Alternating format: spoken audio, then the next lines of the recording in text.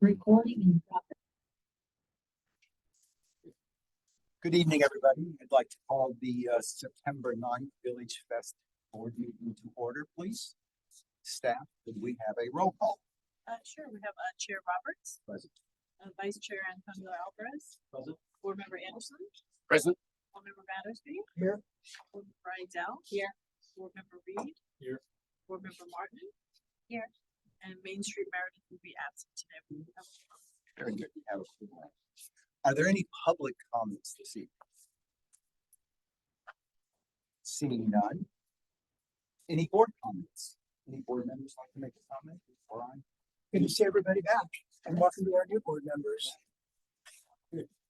Yes, welcome to the board coming back. We were all off in August, so we're back and we have a very busy night tonight. So we're gonna run a tight ship. We want to not keep everybody here all night long. The most important thing I have to say tonight is to welcome you all on behalf of this board and thank you for being here. It's people like you who make Village Fest work, and it's worked for over 30 years. So we're happy you're here. We can't wait to hear what you have to say and show us. We're a very friendly group. So a little bit about how it'll go. We'll call you up one at a time and you'll have up to 5 minutes. You don't have to take 5 minutes, but you have up to 5 minutes to explain to us what it is you would like to present in Village Fest. I'd like to ask you to keep in mind that this is an artisan fair. We don't consider it arts and crafts, it's artists. So if you are in the arts and crafts category, we're going to be listening for, do you make minimally 75% of what it is you're selling? And let me give you an example. You can take beads and string them on a chain, and while that's very pretty and beautiful, we wouldn't necessarily consider that artisan. However, if you cut those beads or polish those beads or wire wrap those beads or did something to enhance those beads, then that becomes artisan, and that's what we're really looking for. So when you speak, make sure you address that. We have a full agenda, so I've asked Board Member Anderson, who is going to be our timekeeper tonight, to keep us on track. So at 5 minutes, we'll stop you and we'll ask you questions. And then the board will vote whether to welcome you into the Village Fest family or not. So what we're going to do, and I'd like to say that the next page here. The first person up, well, actually, the first two people coming up in the spirit of full disclosure to everyone is one of our board members, Board Member Alvarez. He happens to have a business as well. So he's going to be the first up to present. He will be in the farmer's market. Because he is presenting to us, he will not be entitled to vote. So I just want everybody to understand he does sit on the board. He is presenting to us, and that's certainly fine. But I want everybody to understand it. The second person up will be representing one of the nonprofits in Palm Springs, Jasmine Sullivan Waits. Many of you probably know her name, and she was affiliated with the city for many, many years. She also happened to be on staff and supported Village Fest. So we welcome her. We're anxious to hear what she has to say. She's got a great job for a great organization. But as a part of that, Board Member Battersby serves on the Pride Board. He will recuse himself tonight and not be able to vote or comment on anything that comes up. So we just want you all to understand and know what's going to happen tonight. Reed, are you here tonight? Yeah, do you need to set up? Do you need time to set up? Just like 3 to 5 minutes. So I was going to wait for the first two and then run out there. Okay, yeah, you will be 4. So if you want to, maybe at the third one, be prepared to go out and set up, then we'll keep things like that. Thank you. Very good. Okay. Staff, any correspondence this evening? Yes, we did receive the letter from Vendor O'Malley. He was discussing some of the questions that he feels should be asked, and as well as he didn't want fees to go up. So I'm sure that you guys have all reviewed the letter. I appreciate his comments, and we will take them under advisement and address them. I don't know if he participated in the vendor survey or not that we just recently I conducted. wonder if he got it, and that's why he But- said that, I'm not sure. But we will take it up and we appreciate him being a vendor to Village Fest and sending correspondence. Did everybody read the comments? I Yes. didn't see that. Okay, we'll make sure they get to everything. I must have missed it in the- The consent calendar, can we have a motion to approve the agenda for this evening? I move to approve. Motion by Mitchell. I second. Okay, let us vote. David, Yes. Bonnie, Antonio. Yes. I vote yes. Cheryl. Yes. Mitchell, Yes. Tom. Yes. Good, thank you. Now we need to approve the board minutes from our last meeting, which happened to be on July 8th. Is there a motion to approve? Yes, You were, I had to think about that for a second. I'll make a motion to approve the minutes from the eighth. is there a second? I'll second. Thank you. Let us vote. Tom, Yes. Mitchell, Yes. Cheryl, Yes. yes. Antonio, Yes. Bonnie. Yes. Thank you. Good. Okay, we're gonna move on to the best part of the meeting. The first up will be Antonio Alvarez. The name of his company is Pay Pops.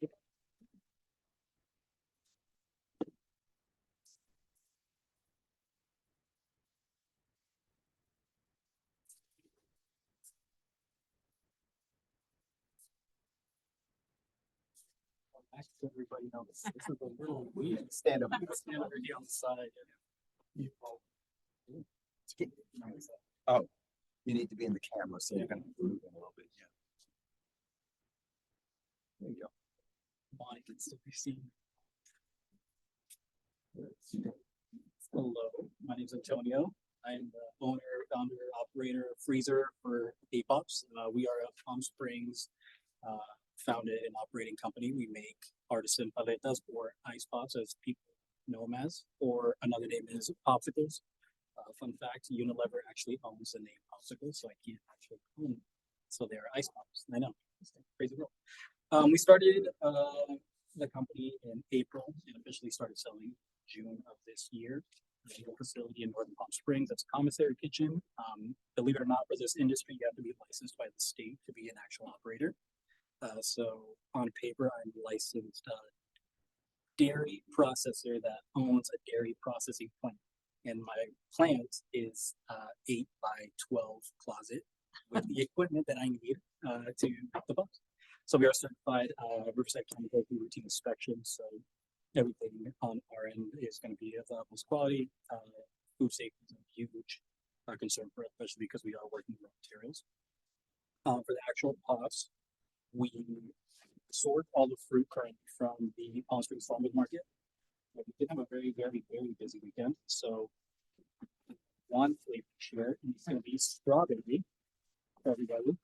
The strawberries are grown in Chino by a gentleman named Christian and his father. They are farmers, I think, third generation now. Everything that they grow is what they sell. They specialize in strawberries. In certain seasons, they do have watermelon, which I've been bugging him to, speed them up. Yeah. So we try to support farmers, which is part of the goals of the company as well. So not only just making ice pops or paletas as people know them, but also knowing where our fruit comes from, and while sometimes being able to purchase fruit from like a big box retailer like Chef Warehouse or Cisco can be convenient. It's not really part of the mission that we're trying to accomplish.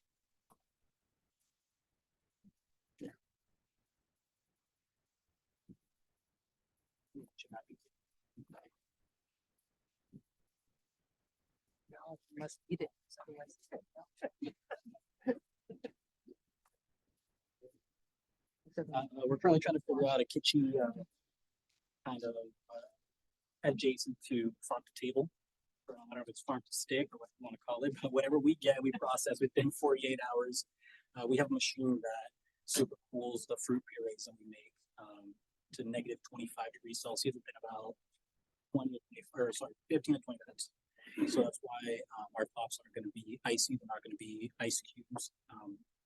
our ingredients are typically 4 at the very most. It's gonna be fruit puree, sugar, water, and the 4th ingredient is typically like lemon juice or lime juice to make sure that they don't lose that acidity like the strawberries.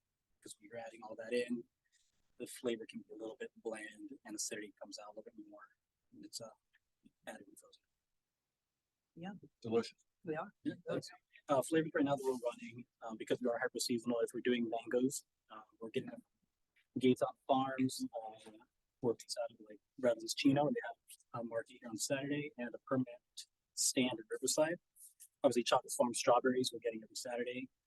Ian's Farms is also based out of Chino. Leslie and her dad grow some crazy stuff, and we've done yellow watermelon pops. We've done red jacks, black jacks, whatever exotic fruit that we can find. For anybody who's familiar with the farmers market, we do have Nina. We have Nina from Paw Farms, and she grows a lot of crazy and eclectic melons and peaches. So we're working with her to see what we can get that's at the end of the season, because typically that's a lot higher in sugar for us.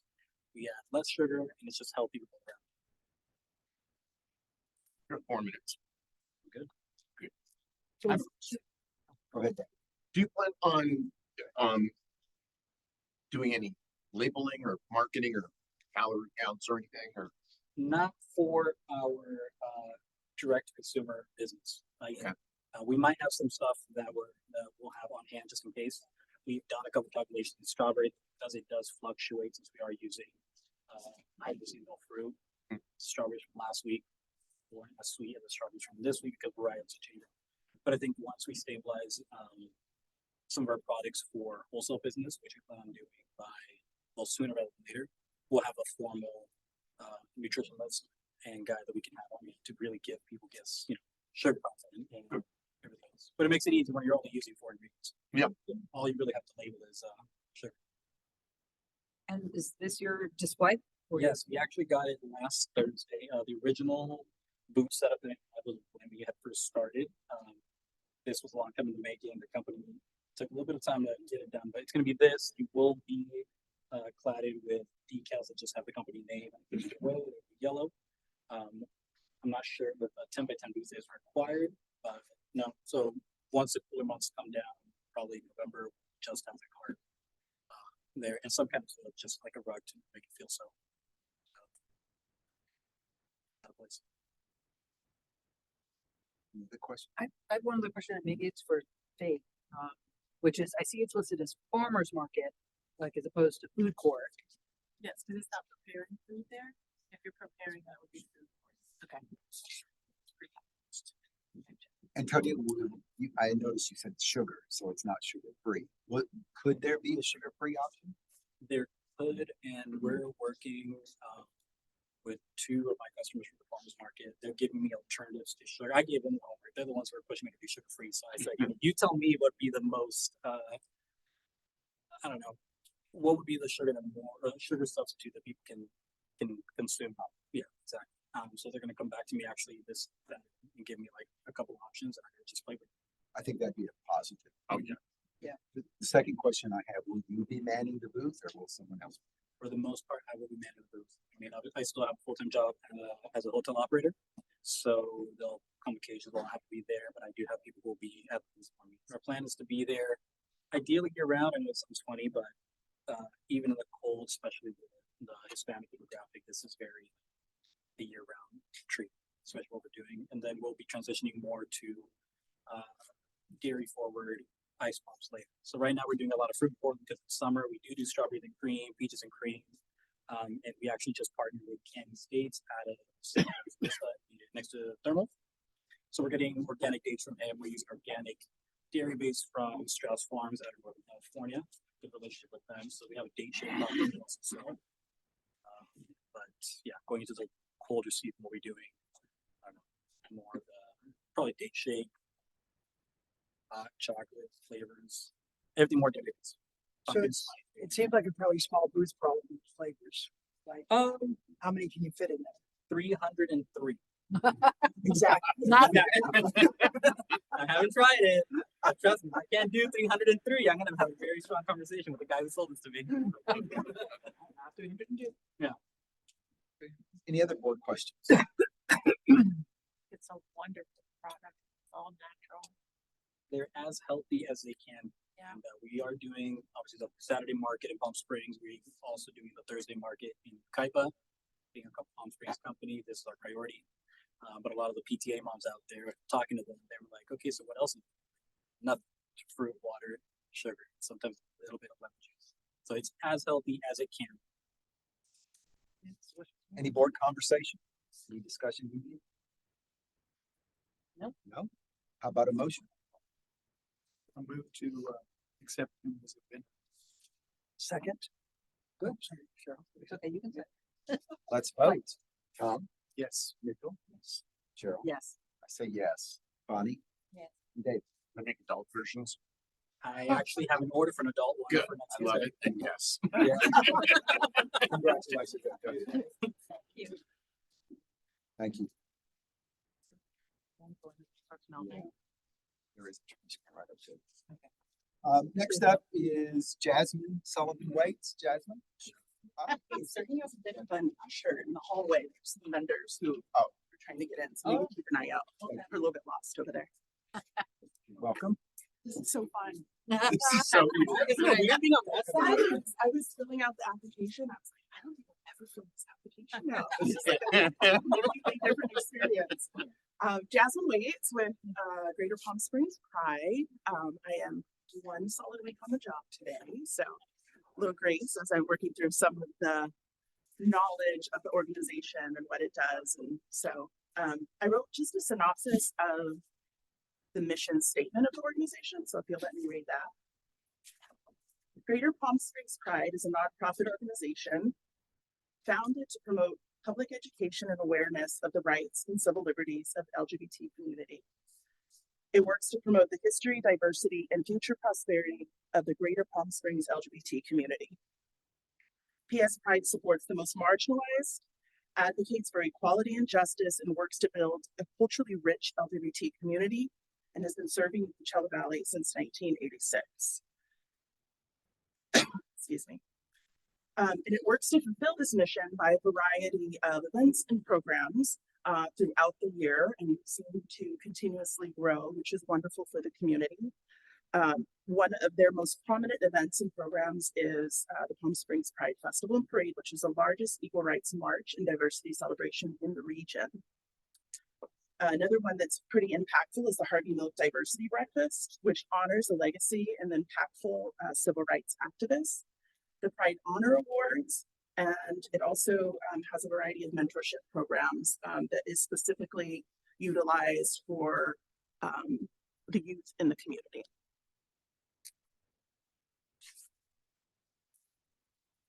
Let's see. Oh, okay. I wanted to acknowledge that there are some additional events that are coming this year. It's the Walk for Equality, which is scheduled for October of this year. Some of the projects that are intended to be highlighted at Village Fest are the Venus Road District Flagpole Project and the LGBTQ Monument Project, which are all fundraising, which we're deep in fundraising for both of those. Our hope is to participate starting this Thursday, depending on if Faith can do orientation or not. But it's intended to raise awareness of events and programs, raise funds for projects, and gain awareness of the need for volunteers for a large variety of programs. It's very small staff, so we are largely dependent on volunteers to conduct business. So with that. Any board questions for Jasmine? I have one quick question. So the intent is to be there consistently. The hope is to be there starting this Thursday through the middle of October, when it really pick up for the November season. And that's our hope, to try and get some awareness for volunteers and also raise some funds. But the hope is really that we'll continue participation as events and programs come along so we can promote. Will you remain at the booth? You have staff. Our director of volunteers. Oh, not executive yet. Any other questions? Any other questions? Any discussion? Move from the, Pretty straightforward. organization. Yeah. We know the organization. We ready for a motion? I make a motion to accept the Good Palm Springs Pride into Blue Fest. I'll second. Ready to vote? Yes. Tom? Mitchell? I'm sorry. You have recused. Cheryl? Yes. Yes. Antonio, Yes. Bonnie, Yes. Yes. congratulations. Thank you. Thank you.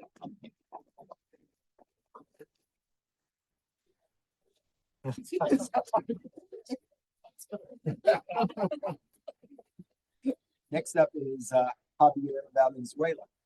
Javier, there you are. Javier is in the entertainment category. It's funny, you never get nervous about singing, but public speaking is. Javier, why don't you move down this way so you're in the camera? There's a camera. I don't want to do that to you. So yes, my name is Javier Valenzuela. I perform under the name Jackie B. All the glitz and glamour people have.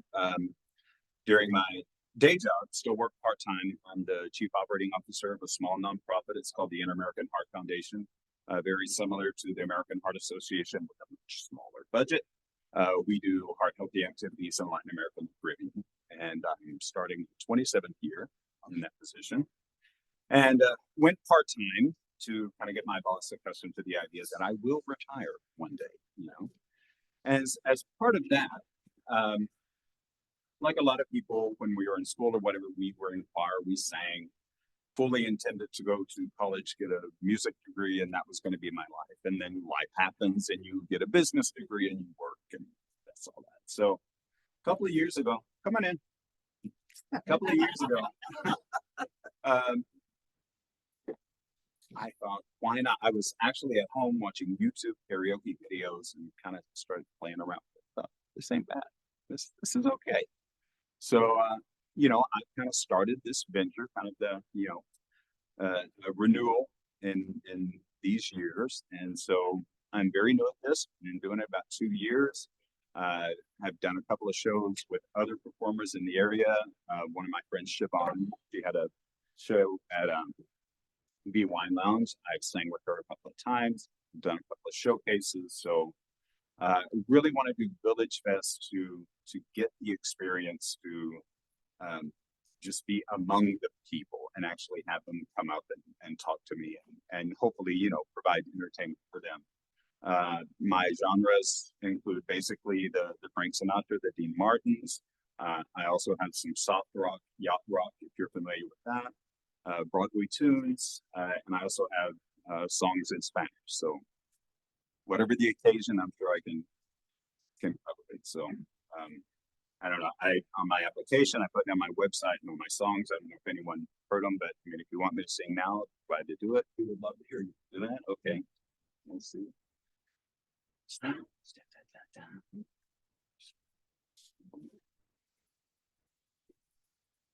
Not the best quality. Night and day, you are the one. Only you need the moon or under the sun.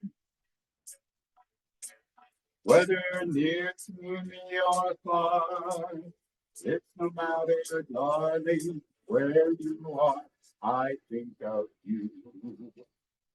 Day and night, night and day. Why is it so that this longing for you follows wherever I go? In the morning traffic boom, in the silence of my lonely room, I think of you. Day and night,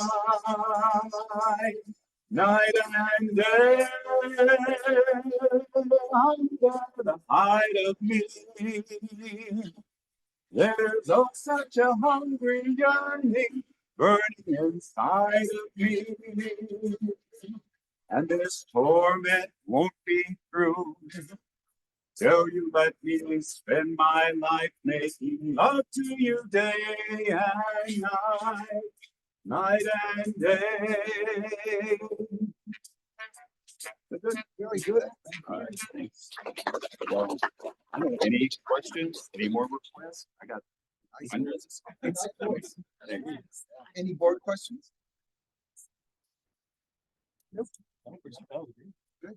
We ready for a motion for Jackie B? Yeah, I'll make a motion that we accept Jackie Dean into Village Fest. Is there a second? I'll second it. Thank you, Bonnie. Let's vote. Dave, Yes. Bonnie, Yes. tell you, Yes. say yes. Yes. Cheryl, Yes. Mitchell, Yes. congratulations. Thank you very much. Thank you. Javier, Faith will work with you and get you through orientation. Okay. So that would be the next step.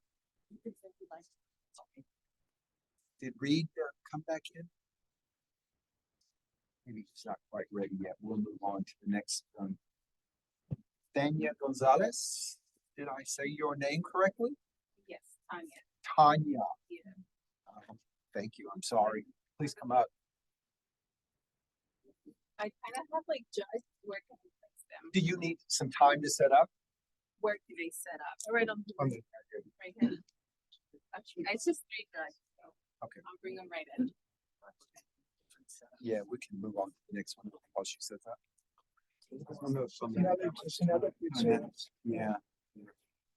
Sylvia, are you? Oh, there they are. Yeah, very so. Yes. Thirsty. I drink my bottle.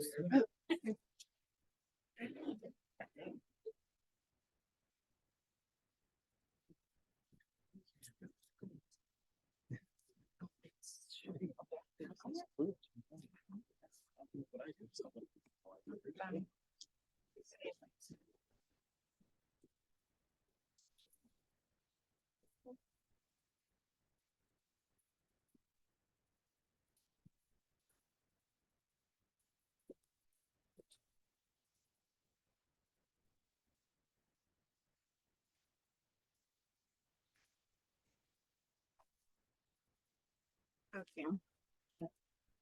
So I was running a little late, but I'm here.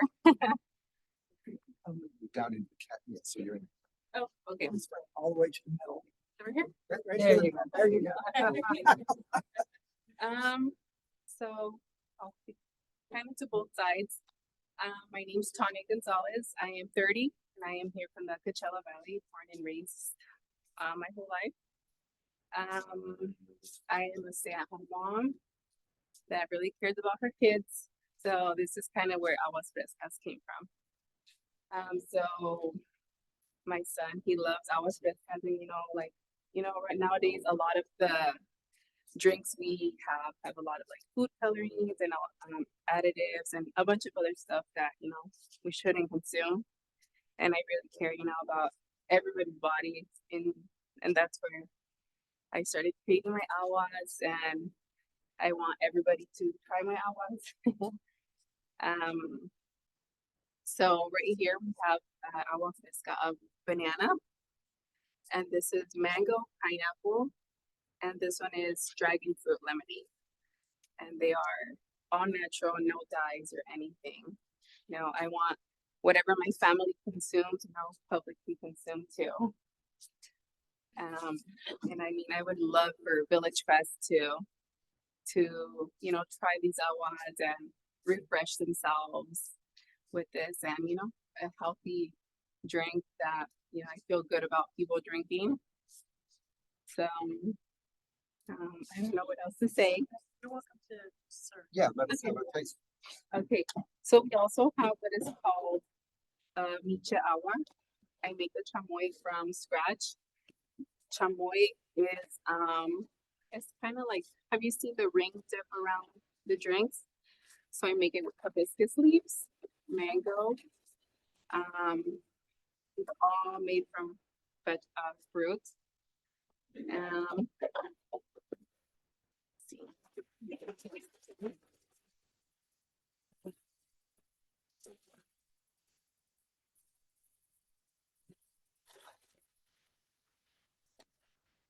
So this is our banana.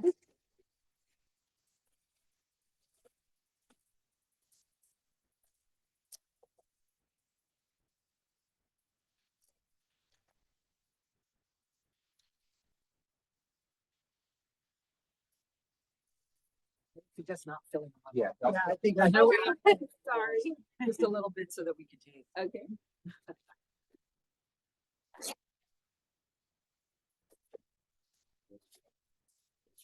maybe the board and tell her what flavor you like. Yeah. Have it What do you have? Banana, banana and pineapple and mango, mango and dragon fruit and dragon fruit lemonade.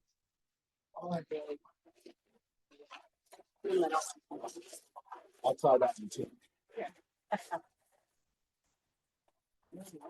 That's the difference. The kids call them exotic. I also do fundraisers for football teams, for church, and I donate a percentage to the teams, to the church, and to the community.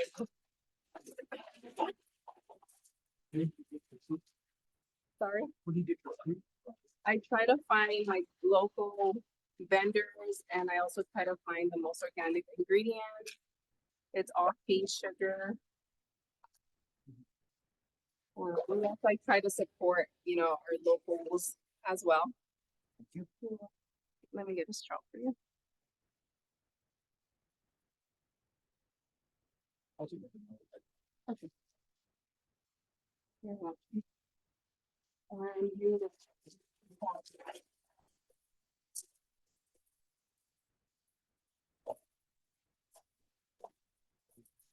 Would you be manning the booth on your own? Sorry. Would you be manning the booth on your own? Sorry.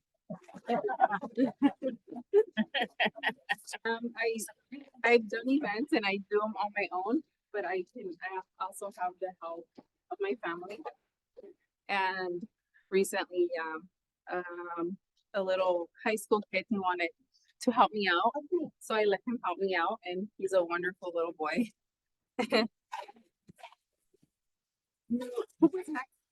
Okay.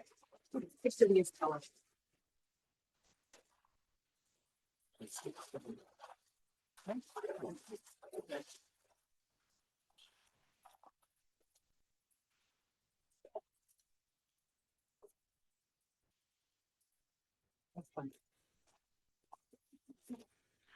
Thank you. You're welcome.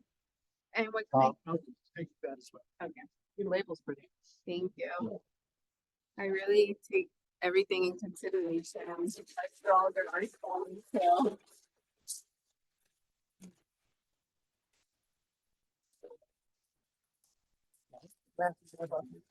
Straws. Sorry. I'm gonna be one of our three questions, is straws. Yes.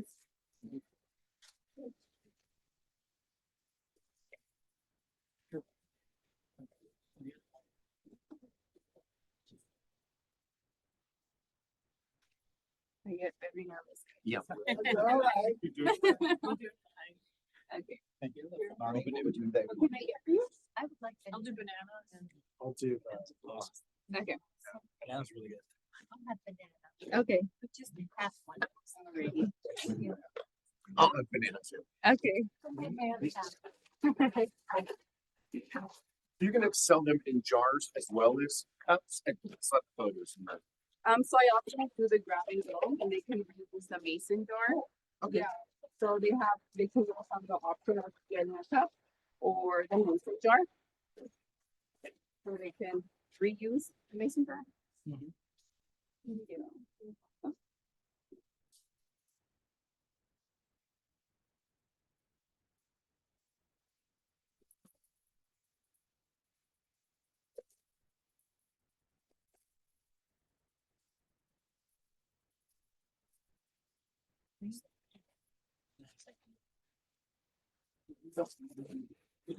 Sorry, There's no additional sugar. just cane sugar. Just Mhm. There you go. And there's a banana.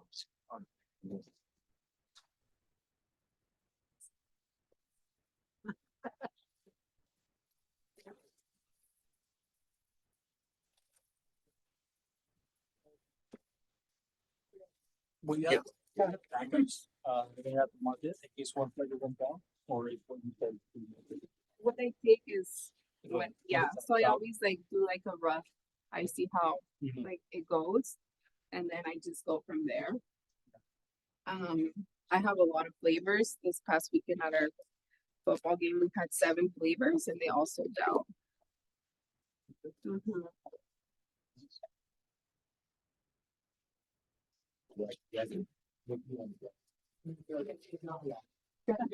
Oh, and we also do like a mixture. One of my husband's favorite is half mango and half dragon fruit. Yeah.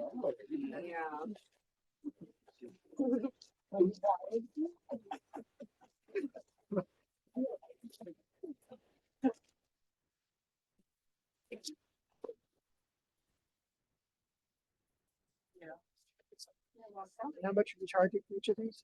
So we have one for 7 and another one for 8, the large And this separate. one. And then I don't know if I can show you guys a little example of our Michiagua, which is the one with the ring tip around. Is that okay? Yeah. Okay. Yeah, you mentioned pinwheel snack on your application. Is that something you want to sell as well? Yeah, so those are, they come pre-packaged and it's kind of like chips type Did you of bring thing. any of that to show us? Not today, sorry.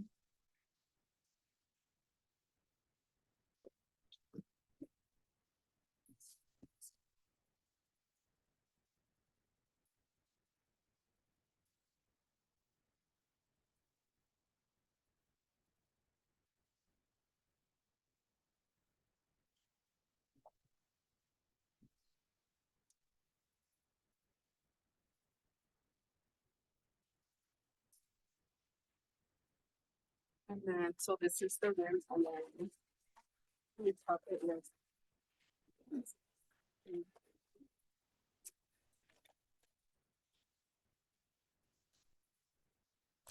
What? On the rim, so I make the tours on hibiscus leaves. So there's an agua fresca called Jamaica, and then it has in English it's hibiscus.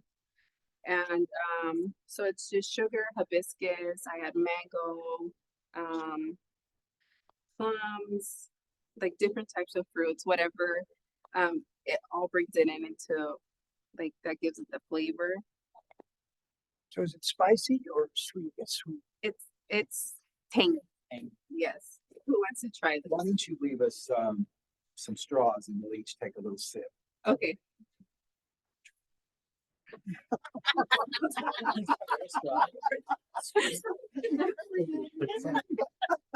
Oh, teasing.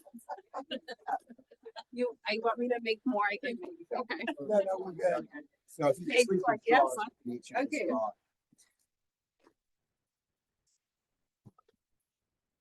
Pick up. There's no secret I'm seeing anymore.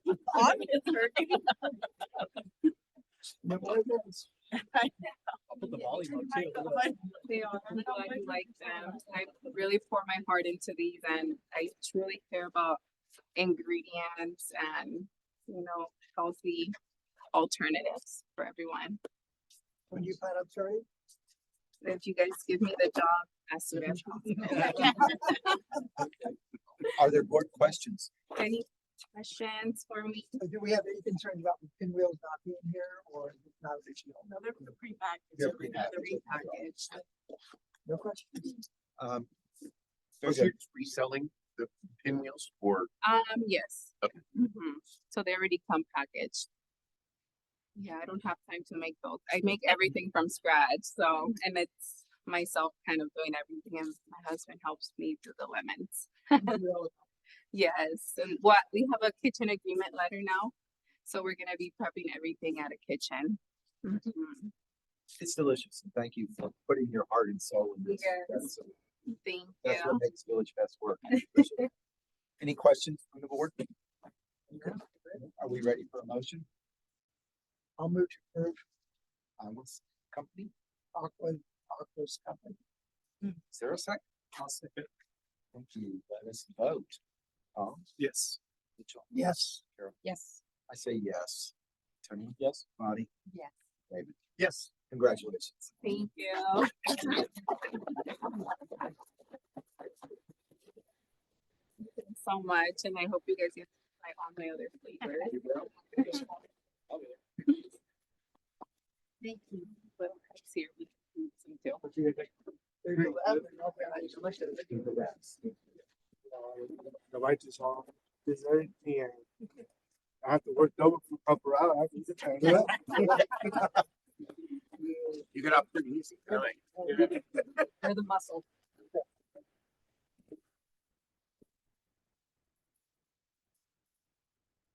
Reed, you're gonna be next.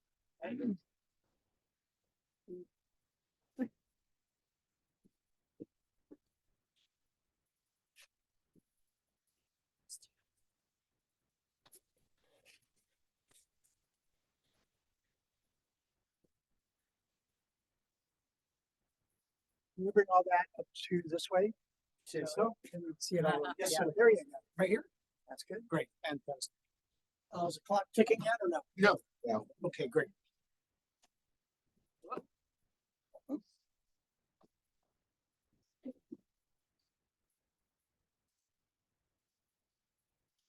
If she's going to. Is everybody special?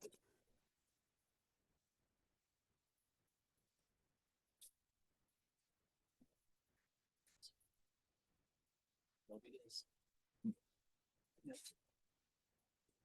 Wow.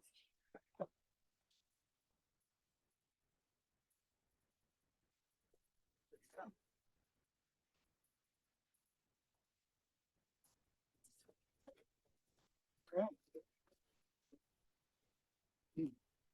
Good to see you.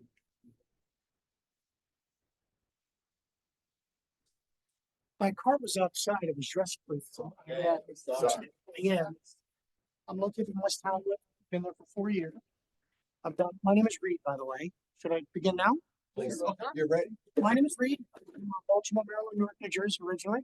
We're really proud of our food, and I'm Italian, so I was making dough at a very young age.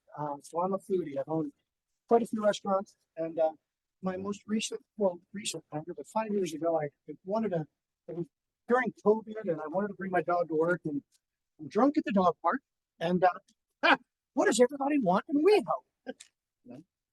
Went, okay, so how do we incorporate that into food? So I opened up a hot dog company, and that's what I named it, Big Dicks.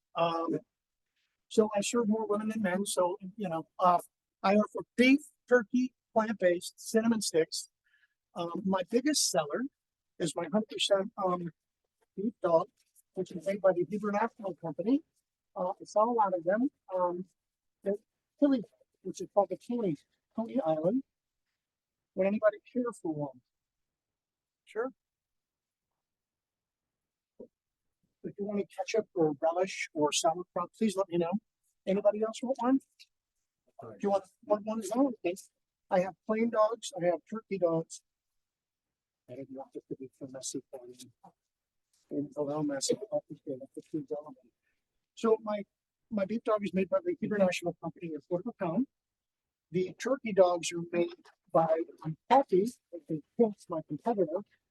And I love the turkey dog as well. They're a foot of a pound also. Anybody care for a turkey dog?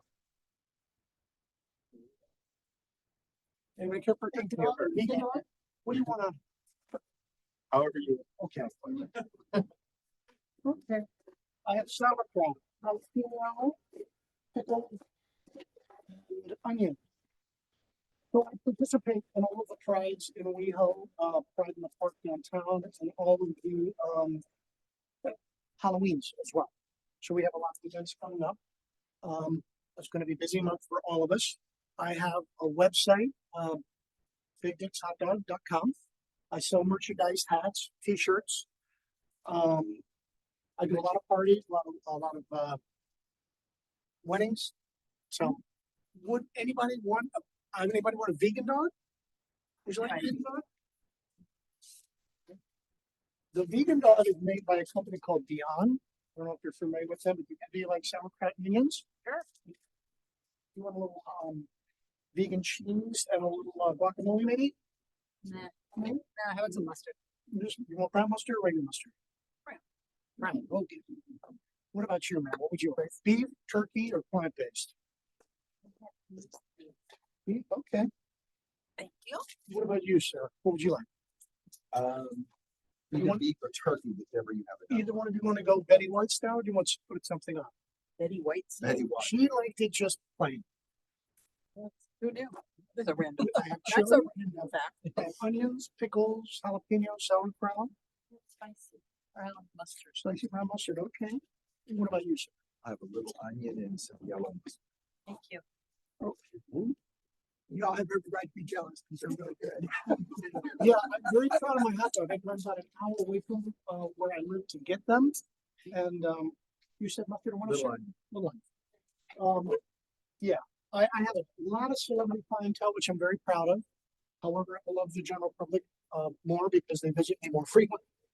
But I feed Robert Downey often once a month. I feed Mel Gibson, Rod Stewart, Kiss. You're welcome to look at my Instagram. I have a little over 5,000 followers and I'm not paid for it. I'll happen organically. And I'm quite the giver. I do a lot of volunteer work. Homeless people. You gotta be careful about those people. They don't come back.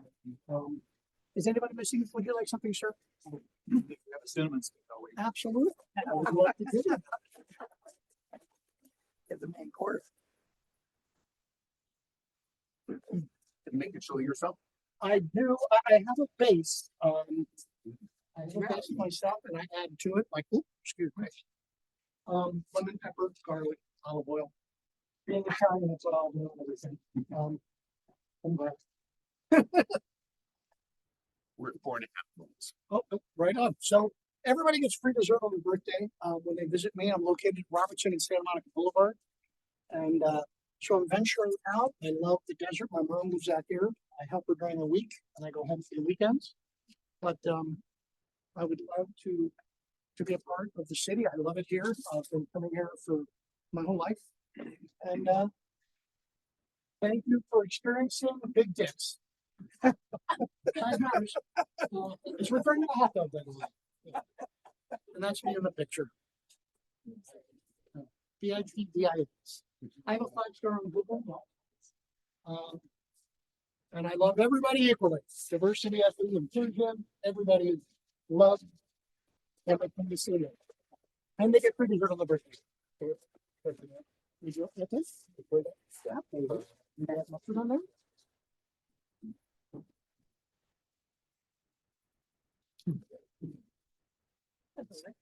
Thank you. Thank you. Yeah, very good. Yeah, like I said, I didn't buy all the way to get them. They're specially made for me by a butcher. With the Hebrew National Company, I can't promote that because my part is not kosher. But the Beyond Dog is kosher as well. But again, I can't really not really a place to part. Yes, ma'am. A beef one, please. Sure you are. With sauerkraut and mustard. Sauerkraut, mustard. And ketchup. I'm a little confused about you driving our way to the butcher to get Hebrew National Dogs. Down by my house, I live in West Hollywood. Yep. They go down south to get my. No, I mean, is it a Hebrew? What I'm trying to figure out is it the same company that Hebrew National does the dog from, or why are you mentioning Hebrew National as the dog? Because that's who owns the company, like I get the hot dog from the beef itself. But the reason why I can't promote it is because it's not kosher. You know what I mean? I mean, I could say it, but my part is not kosher. You can't have the other stuff. No, I understand the kosher part. I just trying to understand the It's just the affiliation with Hebrew Maybe National. tonight, butcher. And it's all, they work together. Okay. Okay. Board questions? Yes, any question?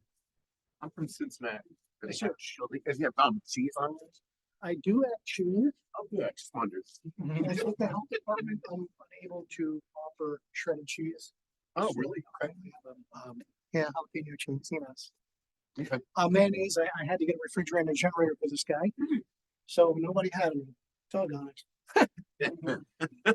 She loves Mr. Kenny Rogers. And he's an old friend of mine. I was a stage fan. Anyway, he was a good man. We love Kenny Rogers. He was a good man. So how are you cooking these on site? Are they already pre-warmed or are they coming to bring in? I have a cart out front. There's a boiler with about 3 gallons of water. There's 6 inserts, all with lids and covered. Each one of them, what I do is at the commissary. I'm located, my commissary is in Indio. Satcher Brothers, I don't know, maybe there's no Satcher, she's Bobby. So that's where my commissary is. I take the hot dogs out of, they're frozen. They come cooked and they're placed in hot boiling water. and I wait about 45 minutes to an hour before I go to any site, so I'm able to serve immediately. I have all my health permits and insurance, and health handler's card, and abide by all the safety regulations and rules. They're in the water the whole time. They're not grilled or anything. No, No, just in the water. nothing's able to be grilled. I mean, I have a grill at my home. If somebody does, if I do a special event, I often bake them up hot dogs. But they're caused for me to grill, so I have to grill them in a commissary, then put them in the insert and then bring them on site. So if you wanted me to add bacon wrapped hot dogs, I can. In the event that, Simpler and better. So one of our questions we've all been wondering, the name is provocative. it is provocative. I just, again, I was, what does everybody want in Leo? And I'm a food guy. And, in addition to the acting, the singing and all that silliness, I decided to open up a hot dog cart company and that's what I named it. And it's been quite a success. And I understand in West Hollywood, boy, that would be very successful. I used to live in West Hollywood. It's a great name. I'm just a little concerned about the family component. Well, you know what? I do have a lot of children and families, and I'm a little concerned with that as well. And I thought of even changing the name, but in this day and age, it seems that everything's so provocative anyway. And with my behavior being, a classy man, I wouldn't go in that direction of the Mandingo, the sperm whale. I'm sorry. For me, Yes, sir. the name is provocative. Yes. But I guess I can understand that when you added size matters. Yes. That emphasizes the entendre that you're trying to, I think, come across with the name and the connection to hot dogs. And quite honestly, this is a family event. And I struggle with it a little bit. I think your hot dog's great. But that's my feedback. I don't know what the rest of the board feels. Well, if the name is going to be the deal breaker with me, I will change it to Reed's. I have both of that. I could print that sign out and call it Reed's. Because that's your name. Yes, that's my, If your name was Richard, that'd be first. well, you know what, his name was Richard Post. And I kind of named it after him. Yeah, I named it after him for the past. I mean, we have folks that we had not sell certain products because we weren't comfortable with it. They were based on shape. It's different. So I don't know. It makes me a little uncomfortable also. It does. I think because we have so many, we're trying to get more and more family focused and little kids and all of that. And so, yeah, I think I'd be more comfortable without that there if it's need out. I for one would feel like if you took the size matters off. Okay. And stayed with the name, I think that would, I think that would be okay. Yeah, I too. agree. If that's what you want me to do, we'll do. and your shirt is not on your application, so you cannot sell them. Oh, it said merchandising. I probably sent all kinds of pictures of the hats, t-shirts. Hot dogs and cinnamon sticks. Can add on. I was even questioned about, Well, if you're gonna Have change what the it, shirt you're says. gonna take the side matters off, you're gonna not want it on the shirt. I have to, I could call my guy and I just put Palm Springs or Village Fest. I'll do that for you. If you wanted to do We can make that, yeah, if you wanted to do that, we would want to see it and approve it before you did that. So we would say to you, if we approve you, come back to us when you have the shirt and let us take a look at that. And we won't have anything there. Do I still need approval if there's nothing there? You can take the shirt, yeah. Yes, all right. What would you like? We will condition that we would approve the shirts with size matters. Okay. And size matters in the movie. Absolutely, 100%. Any other board comments or questions? Your hot dogs are great. Oh, They're gonna be very popular. Thank you very much. And my price point is cheap. Your price point is I very keep reasonable. it low on purpose so I can have that value. The illegal people that are selling hot dogs, they're $10 a piece. Mine are $10, you get chips and a drink. And we're coming into high season. There's a lot of tourists here. Yes. and You're gonna be popular, so, but please understand, we want to keep this. And I'm willing to do that. for We you. appreciate No it. Thank you. We appreciate it. Any other board comments? Discussion? How about a motion? So I'll move to approve with the condition on the t-shirt that they remove the size matters On the low. and on the logo. Yep. And that's it. Is there a second? I'll second. Let's vote. Yes. Mitchell. Yes. Carol. Yes. I say yes. Antonio. Yes. Bonnie. Yes. Dave. Yes. Congratulations. They really are. May I give anybody hot dogs? Certain. Is that okay? What about the hot dog? Anybody want to put it down? Yeah, just give me some. You want it, right? Thank you Okay. so much. Yep, now. You got your hot dogs? Three. Thanks I very much. would ask. Yep, right, we'll just make it. You can. You have to decide.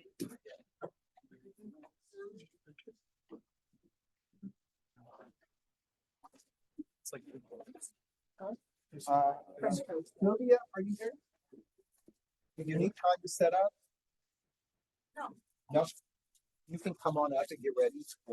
You're up next.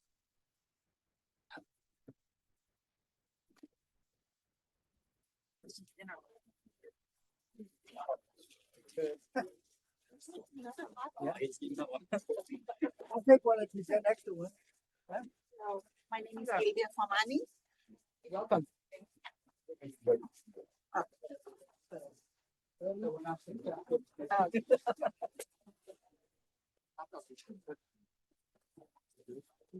Disculpe, una pregunta. ¿Habla español?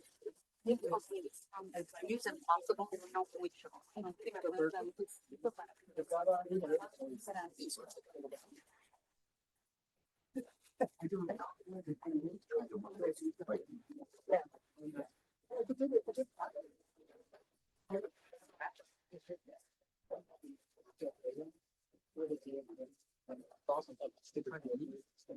Probably. I have no crazy color. Do you know to be like no fear, right? And it's like.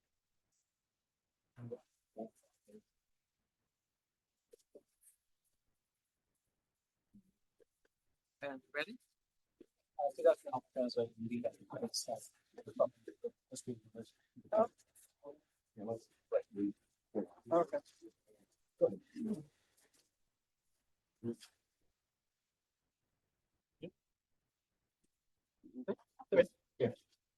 My name is Silvia Famani. I'm a vendor. I started the vendor 5 years ago. I sell dessert, all kind of desserts.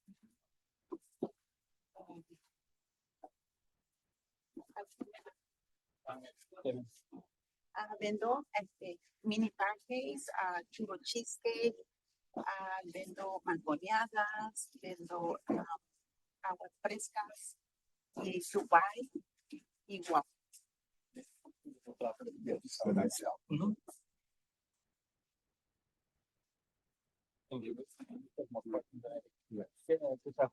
Traje mini pancakes, me gustaría que lo probaran. Lo puedo servir. Sí.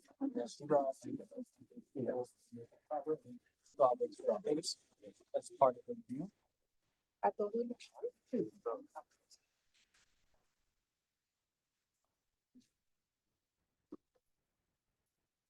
ustedes así o no. Así está bien. Ok. Ahí.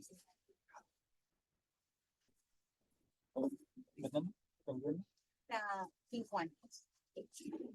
Voy a escuelas, a los parques, cuando hay eventos de Navidad. Ajá. Yo lo preparo en el evento, pero yo tuve que preparar. We prepare food typically at the event, so it's all going to be prepared on site. Tengo una traila que tiene todo, tiene una cocina. Tiene permiso con el condado y Tengo todas las licencias. She has a permitted licensed food trailer. Permitted license in Riverside County to operate it.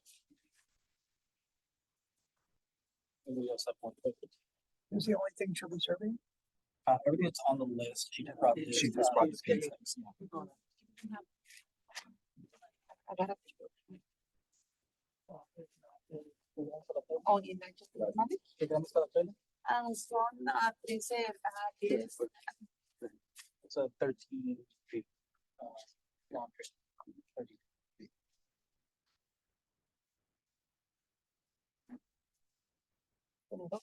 ¿Es carro o es un trailer? Es traerla, lo jalan una troca. Thank you.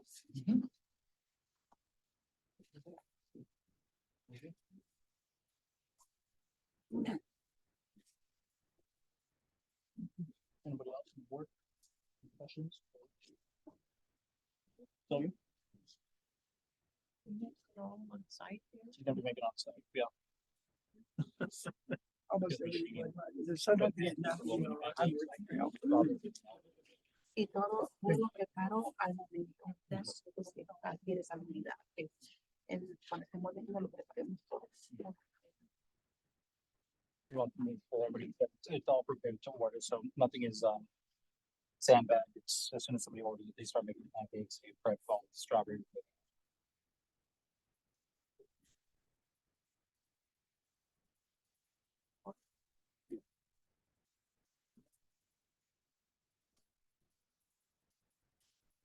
Y esto tiene Nutella, tiene lechera y fresas.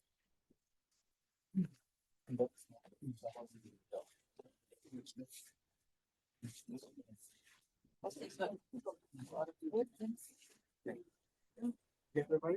Yeah. Very good. Any board questions?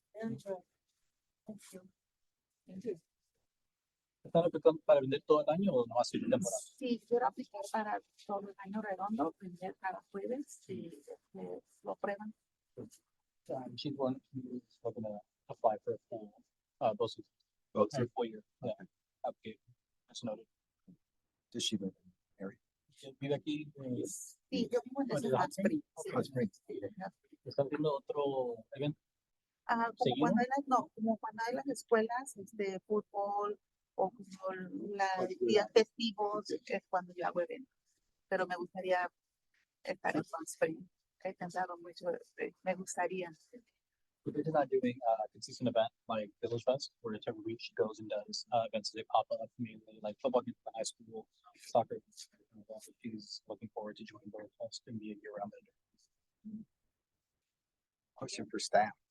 Will she be located up in the food court? No. We can put her, So, then, South. Very good. Otra pregunta tengo. Sí. Y yo tengo mis ayudantes que hablan inglés. ya está bien. Okay. Los empleados tienen ustedes. Yo le entiendo bastante, pero a veces como hacer una comparación se me hace difícil. Sí. She just wanted to clarify that it's okay to have staff with her. It's like she has people that help her. So just let her know that it's okay for her business to run. Any other questions? How about a motion? what is she, I do have a question, sorry. So with the containers are fine, right? That would. I think she just Good, raised just these. for- I think it's just for this. Yeah. Yeah, these are fine. Yes. En la orientación que le van a dar para vender, si lo probamos, requieren que usen contenedores que sean, no sé si sea el plástico ese, pero tiene que ser como PLA o algo que se puede reciclar. Entonces, tiene- Tengo otros diferentes, más o menos así, de diferente material que ha aprobado el Estado para usar eso, porque los otros ya no se usan. Esto lo traje nomás como para Sí. shampoo, ajá. compostable. La ciudad de Palm Springs requiere que todo el material que se usa en los recipientes sean compostable, que se puedan reciclar y que no sean como plástico, como botellas de agua o los cubiertos. Nomás se le avisó también hay scholarships que pueden aplicarse en la ciudad que le pueden ayudar a pagar por el costo de los recipientes que sean compostables aprobados en la ciudad. Pero todo eso también lo pueden explicar más ahorita. Muy bien. I don't know about the scholarship that Palm Springs offers. Yeah, Oh. yeah, they still have it. Huh? I wonder, I'm not sure. I wonder if It's they still still- have I got off the phone with them a week Oh, they ago. do? Yeah, Oh, they do. so They still have scholarships. They are offering assistance. And just let her know that they have to be compostable products that are approved by the city of Palm Springs. She said she has containers that are approved by the state, but other Palm Springs have some requirements for food vendors to operate in the city. Yeah, dice que es también. Ok, y tengo aquí como por ejemplo, si hay un cliente que quiere ordenar una orden grande, yo tengo grandes también. Yeah. Sí. She said she'd probably be using some containers and she has large amounts as well. Okay, yeah. Questions? No. Motion, please. I'll make a motion to accept Maui Lebanon to Village West. Second. I'll say, Thank you. Let's vote. David? Yes. Yes. Yes. See. yes. Yes. Congratulations. Thank you very much, everybody.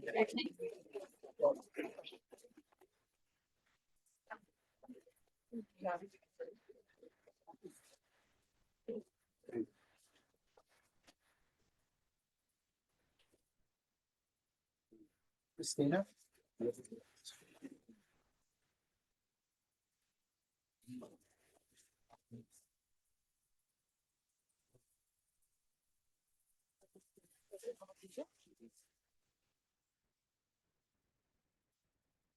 Welcome.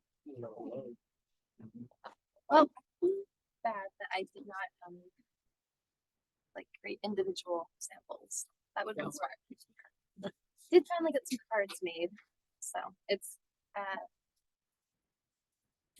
and we're working on our signage. It's so my name's Christina. I work for Flying Disc Ranch, like a frisbee. My boss used to be a big freestyle frisbee player, and he founded the farm. Like he started here in 1974, and then he bought his property from the Laughlin family, who used to have Laughlin Date Gardens, which became Oasis, and they were right behind us. So they had never developed the property, but they knew it was good for dates. They put a well. That's the only thing they'd done is put a well there.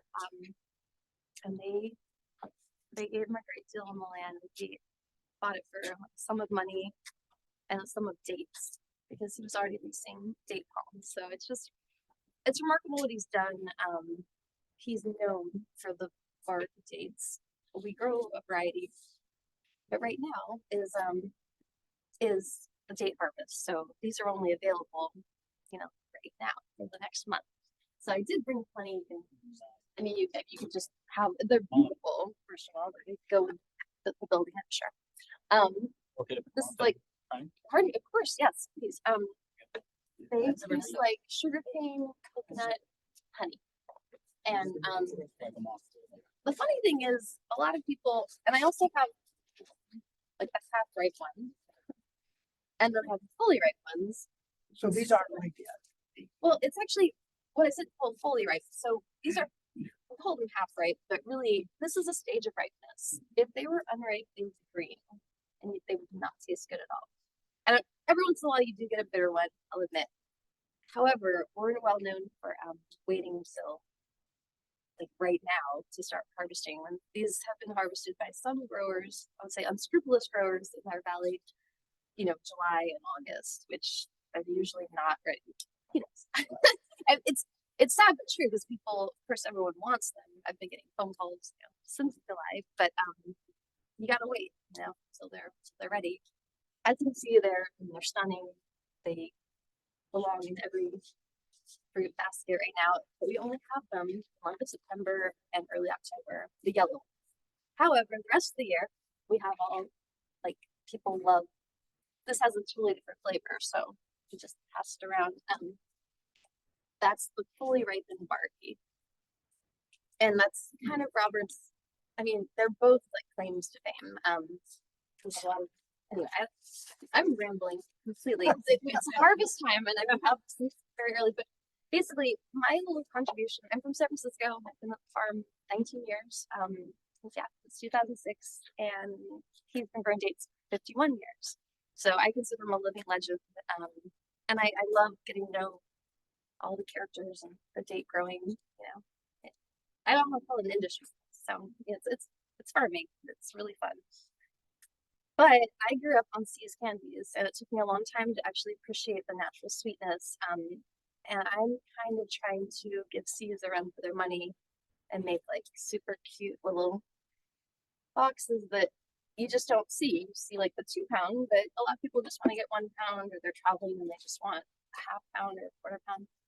So this is, and then there's writing on, there's fun stuff, but usually people don't read my thoughts, but that's okay. I'll keep. And then some holiday things to open it. It's a little, just push it a little bit, but these were all just freshly harvested this week. This is like, but we do grow them in the cooler and we have them through spring. And sometimes we have them through summer, like we'll have at least a couple varieties. The other really cool thing we have are citrus, award-winning citrus. We've won the citrus sweepstakes at the Riverside County Fair a number of times. It's just location. Like we get more sunshine than anyone. That's why we keep our dates, and that's why our citrus would make a perfect grapefruit paletta for you. Like I've made it before, especially spring. You don't even need sugar. Like it's that sweet. And then like these are so fragile, as I'm sure you could tell, the bargies. That I have these little innovative. Oh, that is very. Well, and again, it's just because that you can't ship them any other way right now because they're just gonna fall apart, But we just shipped a bunch of these to New York and they made it. My next, how many? 4.5 minutes. Perfect. Okay, so this is just another. I'm making one similar to that. That's an old one, but they'll be just that color, that brown, and they'll be about like a half-pound size. They're basically. They're in production right now, and they're gonna look like this. Well, that's one thing. But then another one I'm gonna have is a little bit smaller than this. It's gonna look like this black with metallic silver, and also one that's just like identical with Spock's but miniature. Because a lot of people they don't, it's kind of like when you go to Starbucks and there's total garbage there for $5, and they're like, we can do better. So that's where I'm at. I want to basically bring back the dates to the Coachella Valley because I know that people do love them, but they just haven't necessarily seen them in an accessible way. And Shields is very dated. And again, it's no disrespect. It's just being in the industry. Like I'd like to make it more hip. I'd like to be under everyone's pillow in Palm Springs. So, Which does like this sell? well, so I'm still working that out, but I would say, like, I guess. It's Basically 2 dates. right. Probably. I mean, not more than like a couple $. Yeah, and like let's just say like 2 to 5 for the smaller ones, and then it comes down to like the box. Yeah, at farmers market we sell them by the pound, so they're about $8 to $12 per pound. I really like the box. Yeah. Thank you. Like the print on it is really nice. It's a perfect keepsake. Huh? It's a perfect little grab and go. it is a perfect little grab and go. Yeah. Yeah, they're great little gift items and little like. And I almost wanted to not come today because my packaging is coming, like the new packaging I'm getting is coming very soon, but it's very simple. It's the same company, and it's actually that color because it's taken me years. Like I don't want to throw away money, so it's just taking me a while to commit to be like, I can do this, So where I'm at, I'm finally like, okay. We do have other people who sell grapes. Right. But I think what differentiates you is your packaging. No problem. Your packaging is interesting, and I think you need to market them. I think you need to tell your story. Well, my customers actually really do prefer paper. So that's just, we have like we'll have a tray and we'll say like, good stop, we'll try them. And this is empty, by the way. You guys want to see it. It's a typical box, but I love that. This is great. So yeah, That is very cute. Yeah. So I also have to ask, why do they save the dates and freeze? What is the bag? Yes, it keeps the like the birds and the mouse house. That's what I kind of thought. But Yeah, no, we bag them, expose them kind of thing, just had top and bottom, and then put paper in case it rains, which it did this season. So we got, but unlike the hurricane, like which ripped all the papers off, but the rain was okay. It cheats the rain off. But yeah, it's a ton of work. It's kind of like knitting or sewing, but they're delicious. thank you. Nature, perfect snack. It really is. It's nice. It's a nature. The majority of the vendors also sell mainly made jewels, and they're really dead with yours from what I've seen. These and whatever other varietals you have. Yes. And telling the story of them is going to really. Yeah. Please tell the story because I think that. Oh, would be- totally. Yeah, no, it's a great story. But I would just for reference to, like, small community. We all know each other and love each other. Candice and I were at the Riverside County Fair together. We were the only two there, the 2 date people. So there used to be like 3 growers at the Santa Monica Market, Batista, Duval, and myself, and we were all just like old friends. Like I was one of those together, so it's been every time to socialize, we're always working, so Is Robert still doing events on the branch? he is. He is. We have one October 25th. If You're you guys have- anchoring for if an you guys haven't had invitation. plans, Definitely, I don't know if it's still, I'd say Outstanding. the field, Oh, the ranch is amazing, and they do a full tour of the ranch. have you been there? And I've done the event twice. Yeah, Oh my gosh. Well, I know Robert is really good. And the dates and everything So is sweet. amazing. Worth going to check it out. Robert's 78. He's like my kid brother. He's great. I love him pieces, but He's that's had our a lot- relationship. He's Yeah. had a lot. Any Yeah. other board questions? I think this could be great for like different holidays too. You've got like a Valentine's theme, you've got a holiday theme, so. Like I said, Seeds is history. When I did that. I don't know that most people have seen this, Chris. Yeah, I've noticed. Now, I've seen the trees and you have a story. to tell. I've heard you tell your story. Is that what will Always. differentiate you? Yeah, no, guess I'm done. I'm really excited to be here. 'Cause it's taken all this time. Like Robert's kind of like, oh, no. I'm like, no, it's really cool. They have a farmer's market section. So yeah, I'm delighted. Thank you. How about a motion? I'll make a motion to accept flying this grant to Village Fest. Thank you. I'll second that. Thanks, Thank you Bonnie. so much. Vote. David? Yes. Bonnie? Antonio? Yes. I'm say yes. Yes. Carol? Mitchell? And Tom? Yes. Congratulations. Thank you. Enjoy. I'm going to get to the end. Make sure you take us. No, you gotta have this one. Or just be there.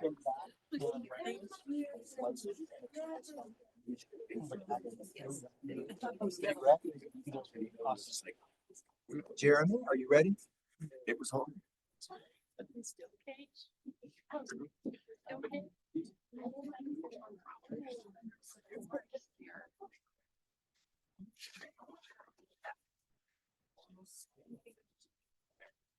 He's had a lot of good food and drink. Thank you.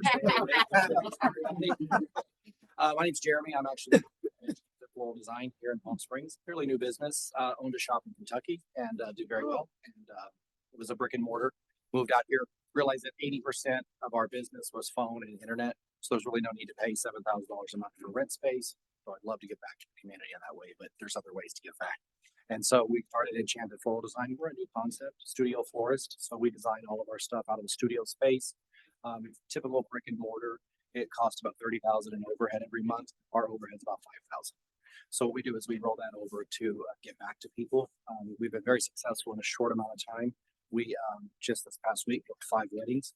We save people 45 to 55% off of their typical flower orders. You would see something like this for a typical store. It's going to run about $65 to $75. For us, it's about $25 to $30. So huge difference right there.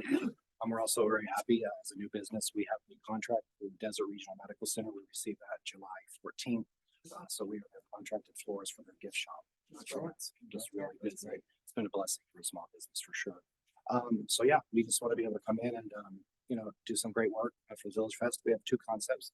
I'll be designing on site for people. We'll have mixed arrangements with see-through bags with handles so they can carry around. The other thing is we're going to have a flower cart. So we'll have different flower choices that people can choose from. We can wrap it for them, and that's about $20, $25, and we'll wrap it for them. It's also great for holidays as well. We have centerpieces and stuff pre-made, so people walk through and purchase them. And we just started something really proud of. We've been very successful.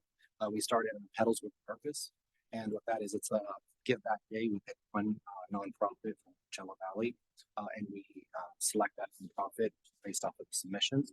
And we pick one day a month, and on that day, all the orders that we receive, 50% of the money goes to the nonprofit. It's been a really great way to give back. So we just rolled out, and the LGBTQ Center of our first one, and our second one is going to be actually in middle school for local. So. Jeremy, the city has an initiative called Holiday Markets that they want to promote holiday festivities in the downtown area, bring people and tourists to the downtown area. Village Fest participates in that. You fit into that category extremely nicely with the holidays coming. Between Thanksgiving and the New Year is the period of time that they're marketing. So and I don't think we have a fresh cut flower vendor. You will be unique. So I think that's going to be a real positive too. And your range of view. Would you be able to start given that it's still pretty warm out for the park? They stay in water. We keep them hydrated and stuff. It's like it holds 12 buckets. It's like they're staggered like steps. So people choose the. It's like so Nice. well they'll pre-made like this. And like so they'll have the bags, and then we'll also have where they can pick different flowers. We get our flowers from Ecuador and from here, California, locally. So just depending on like what's in season and stuff as well, mix it up.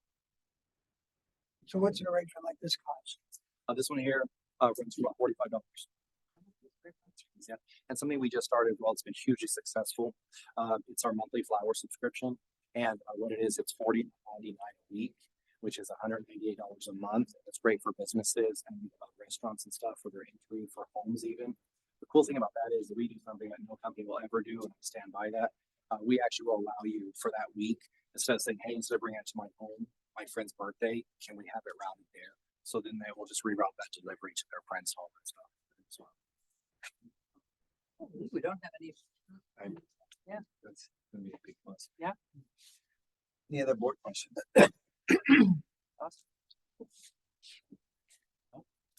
I would be happy to motion. I met your DBA a couple months ago. I think you're fantastic. I love what you're doing. I'm from Ohio, so the Kentucky Cause bond. that's close to Kentucky. That's where we go. From one California. So I'm very happy to appreciate you so very much. Nominate you. I'll do it. I'll second. Thank you, Mitchell. Let's vote. Tom, Yes. Mitchell, Yes. Daryl, Absolutely. I say yes. Yes. Yes. Congratulations. Can't wait to see you around. Here, whoever made their spouse or somebody upset, you just make it. Awesome. Thanks.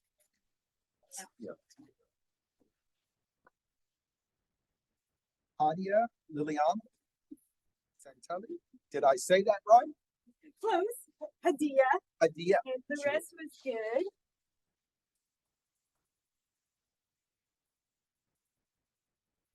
Counselor ready? Already, always. We just got married. Welcome. Hi. Hello. So, Hadia is my dance name. Liliana Santelli is the real name. Most dancers do have dance names, and sort of the same thing with entertainer. We always have that alter ego. So I'm representing a group of Middle Eastern dancers in the area. I have danced at Village Fest before. It's been a while. There's not very many dancers in the area, but we're actually starting to build. So there's more professional dancers that I thought we relocated to the deserts from out of LA. So we just decided to collaborate. I do have some students as well. I teach at Palm Desert Recreation Center or Palm Desert Recreation District. I think something they changed. So the whole reason is just to kind of promote. We love the Village Fest. There's so many people. It's a great energy. There's a lot of freedom. There's a lot of space. We use a lot of props. There's a lot of there's very traditional dance, and there's also more modern. And modern dancers, we use a lot of props, which one of the props will be fan veils. So, like I said, it's not traditional at all, but they're very beautiful. And a lot of people have a very negative misconception of the belly dancers, but we're great for all ages. I've danced at a 1-year-old birthday party. I've danced at baby showers. I've danced at 80-year-old birthday parties. So some people just think that it's inappropriate or something, but that's another reason why we kind of want to do it. We want to educate people, and the music is intoxicating. It's beautiful and very dynamic, just as well as the dance is. And yeah, we're excited to hopefully get back in and to entertain locally. Most of us will be local dancers. that's another reason, why I'm trying to get back in and, hopefully get more local dancers too. It's another good way for me to promote my classes as well. So I don't know if you, want to hear. Here's a sample. Okay, so, well, I'm not gonna dance with these, but I will, do a little, drum solo. So drum solos, are the very powerful and grounded. It's like the fire of the dance. And they're usually, it's all drums. So I'm going to, demonstrate that. And should I face you? Should I face, okay. Battery 20%. Connected to iPhone.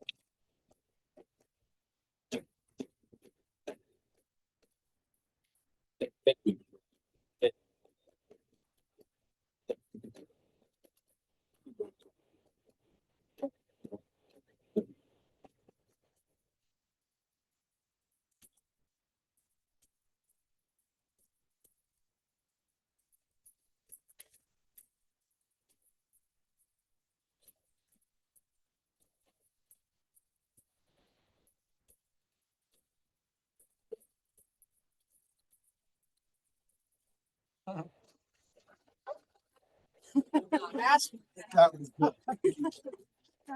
My back would hurt for a month trying to. I probably wouldn't cooperate, you go one way.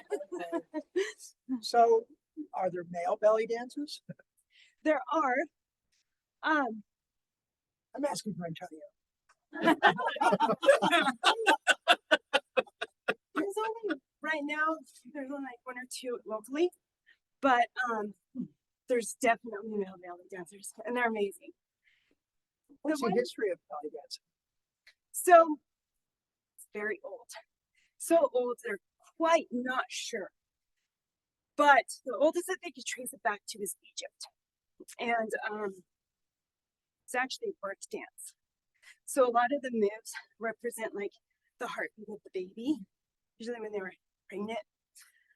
And to also loosen up the hips before they give birth. And it used to be just for women in their rituals and stuff, but eventually they start to travel and people realize they can make some money doing a little deep. And so now it's on the stage, costuming's different. And now belly dance is such a general term, but it's anywhere from like Egypt, Iraq, many different types. There's a lot of different types of Egyptian dance too. And it's just, it's amazing. Yeah. But another beautiful thing about it is that it's not biased to anybody. Not biased to gender, age, or background, shape. Like everybody belly, like in our belly dance community, everybody belly dances. And it's yeah, it's amazing. It's a great community. I think it's very interesting. I think Yep. it'll be. We'll have a lot of people. And it won't just be you, Yeah. there'll be other dancers with you. Correct. Correct. Yeah, absolutely. Yeah. When one of our dancers tried to do it a while ago, there was just two of us, and it was so much. Like, cause there's so many people there. Right. And it was just like, oh my gosh, I'm like never gonna do this again unless we get at least like 5 of us. Yeah, because you were winded after. But I think people would love it. Yeah. Workout. I think people will really enjoy it. And the kids love it too. And if you can engage the Yes, the guests that are Oh there yeah, and get them involved, I think. you absolutely. can have that. that's great. Yeah. Any other board questions? Your motion. I'll move to provide love to belly dance. I'll second. Thanks. Let's vote. Oh, Yes. Mitchell. Yes. Yes. I say yes.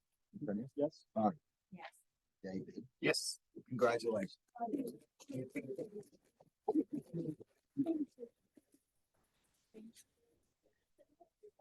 Jason Watson. Hi, Jason. Hello, greetings. Oh, I don't have a lot of fun things like belly dancing. Give it a try. Yeah, belly dancing with knives. So I'm Jason. Thanks for having me. My business is Crafted Knife. It's not just knives that I sell. The story began in Asheville, North Carolina, when I went and visited my best friend from high school. His mom lives there. I'll just kind of sit beside her. And I like to shop, and my buddy Ted does not like to shop.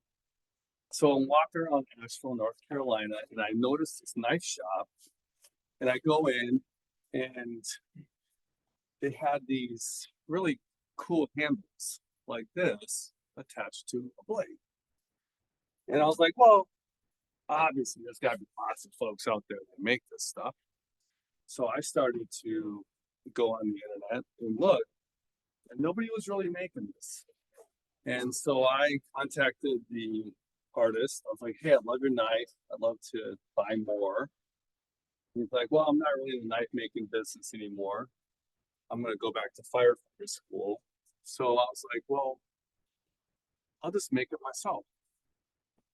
So I buy the handles, they're square, and then I put them on a lathe, or I'll put them on a router to make like the octagon.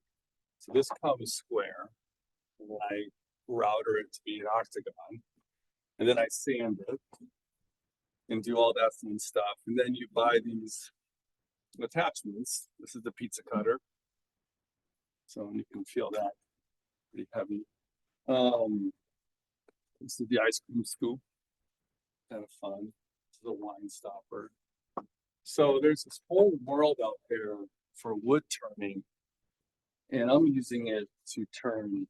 Oh. Here's some bottle opener. What is this?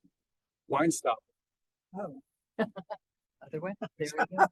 Maybe you finish all your wine in one night. And you don't need one. Yeah, you'll come there.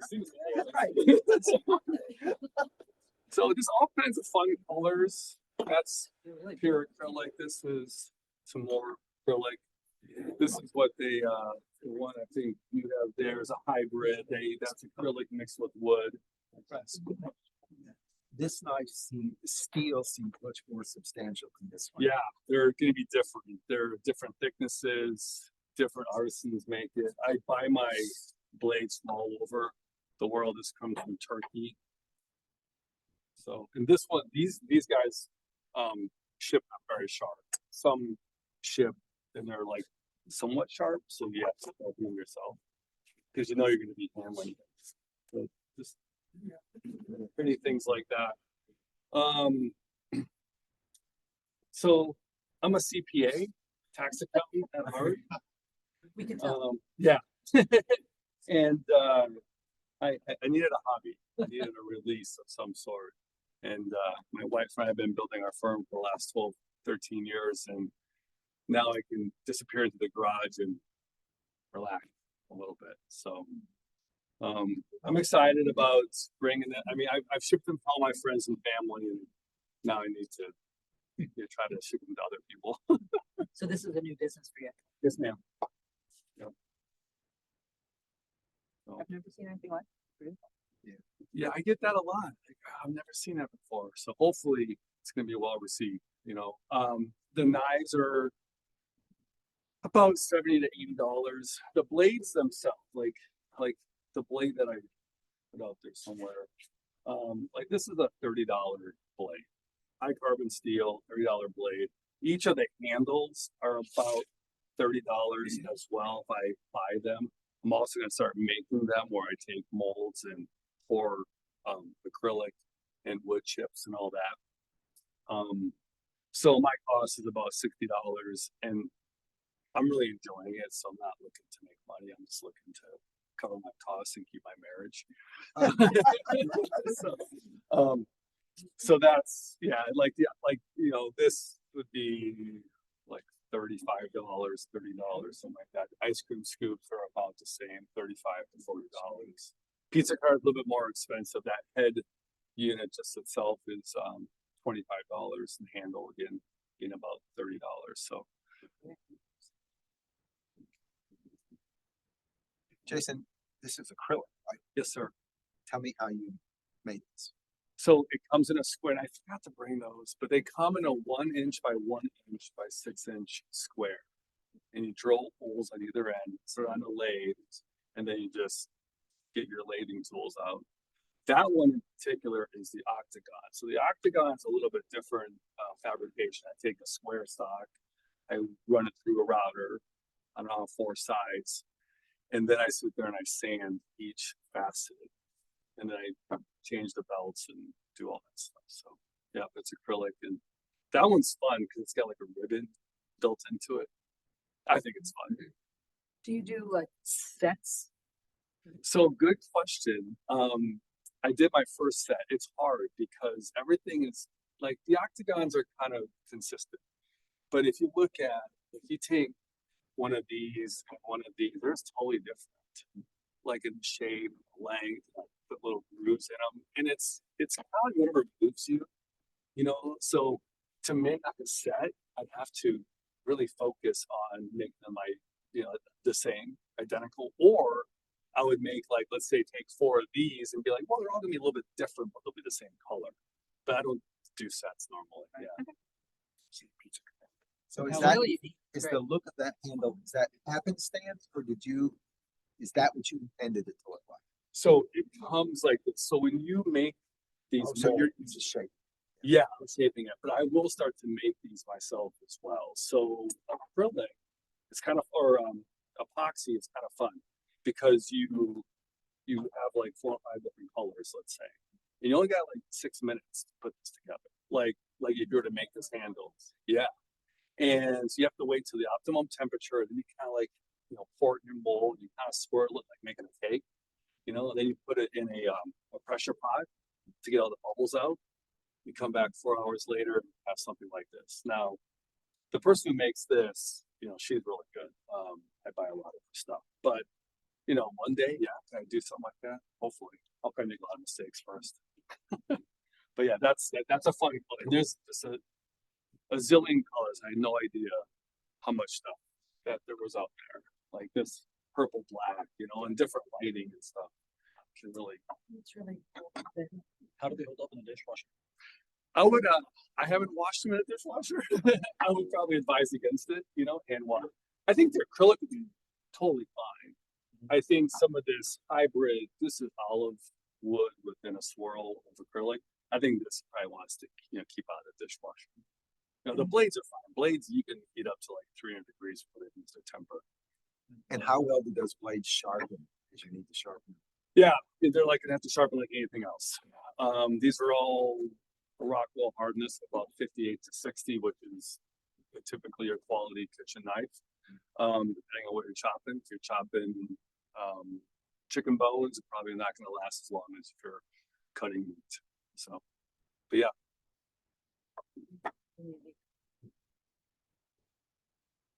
I had no idea 6 months ago this world even existed. So. But no one, I mean, if you try to go on Etsy or you try to go on other websites and try to find this stuff, I'm not saying I'm a pioneer, but I can't find it. I can't find it. So then I was like, I'll just make it myself, you know? So speaking of that, do you feel like you'll have enough inventory? I mean, it's hard to tell because you haven't done it before, what your sales will be. Yeah. I would love to sell out and have to spend all night making more. Each one of these takes about an hour to make between the sanding, the cutting, the sanding, and then the gluing and all that stuff. I only brought probably 20% of what I have, 10%. I have probably 12 of the pizza cutters. I got maybe 10 of the scoops. I got probably 50 knives. So yeah, hopefully if I run out, that'll be a good problem. So the only comment I have, I'm a professional chef, I find the knives aren't very balanced. Okay. So I think that's because your blade doesn't go all the way through the handle. Yep. You might consider that in the future. It's not bad. I would be I nervous. agree. It depends on how you cut.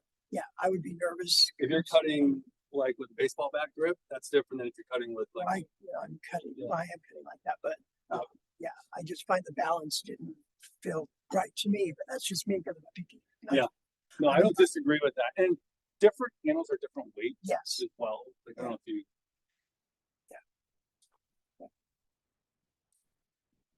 Yeah, I just feel that it's more. Yeah.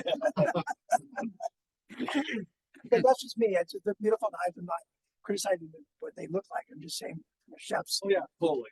It's hard to get that right because you have to. It's a you have to balance. weigh It is. It's a Yeah, balance. I mean, and what you can do, I mean, some of those you see the tang goes all the way out to the end. And, Right. You know, you can get more weight in the handle. And that's, generally, for me, that's what I'm looking for in a knife, but that's just me. All right, she's not my customer. It's okay. It's okay. I'm not getting rid of my knife anytime soon. So. Maybe instead of steak knives too, something like that would be. Yeah. You know. I do have some that I'm trying to make. It's hard to find the blanks in a steak knife that's not kind of gaudy. Yeah. They're hard. So I try to find a smaller blade. Like, yeah, I guess like this one here, you could almost call it, maybe a little shorter, skinnier, but. Any other board questions for Teresa? Are you here full time, Jason? I am not. I'm here for the winter. The winter, so you just be at winter. for Correct. Yep. Okay. Does me, I don't want to be. I Yeah.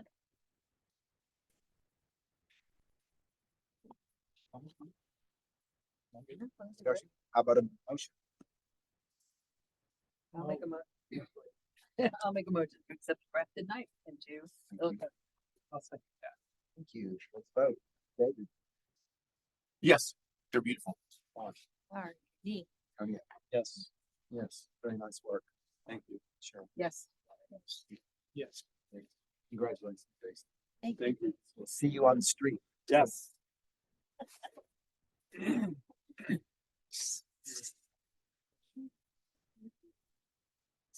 Some of us written work materials. Shannon, you are next.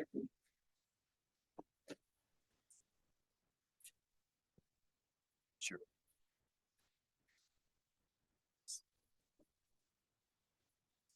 Hello, Hi, welcome. thank you. Having me. So, my name's Shannon Nash. I've been making jewelry for about 9 years.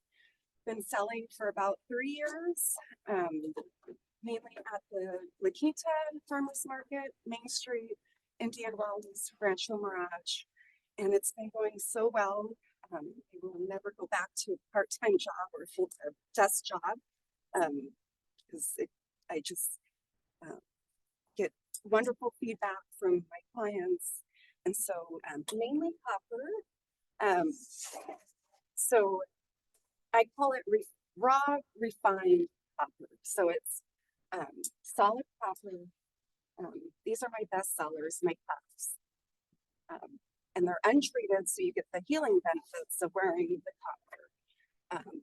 Some are tarnish resistant, so they have the option. Yeah, so you were mentioning beaded. Can you pass some of that around?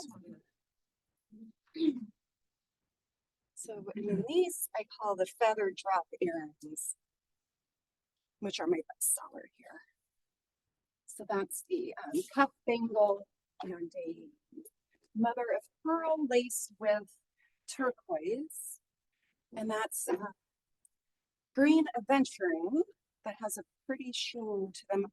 I'm always on the hunt for raw, irregular shaped beads that I could work with that you normally don't see everywhere. Or and then the matching earrings for that necklace there. Yeah. So everything is handmade, even down to the dumbbells. So I call these dumbbells that the wire wraps around. And the way that lays on your wrist, it kind of just accentuates the wrist bone. That. And then year of the snake. So we're year 25 is year of the snake. So time to shed old beliefs and patterns. And so that's my rattlesnake edition.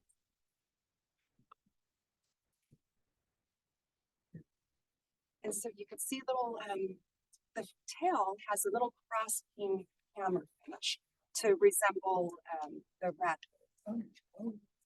Little eyes. That's what I thought after I made them. I'm like, oh my God, they're so cute. So walk me through how you make this. So it's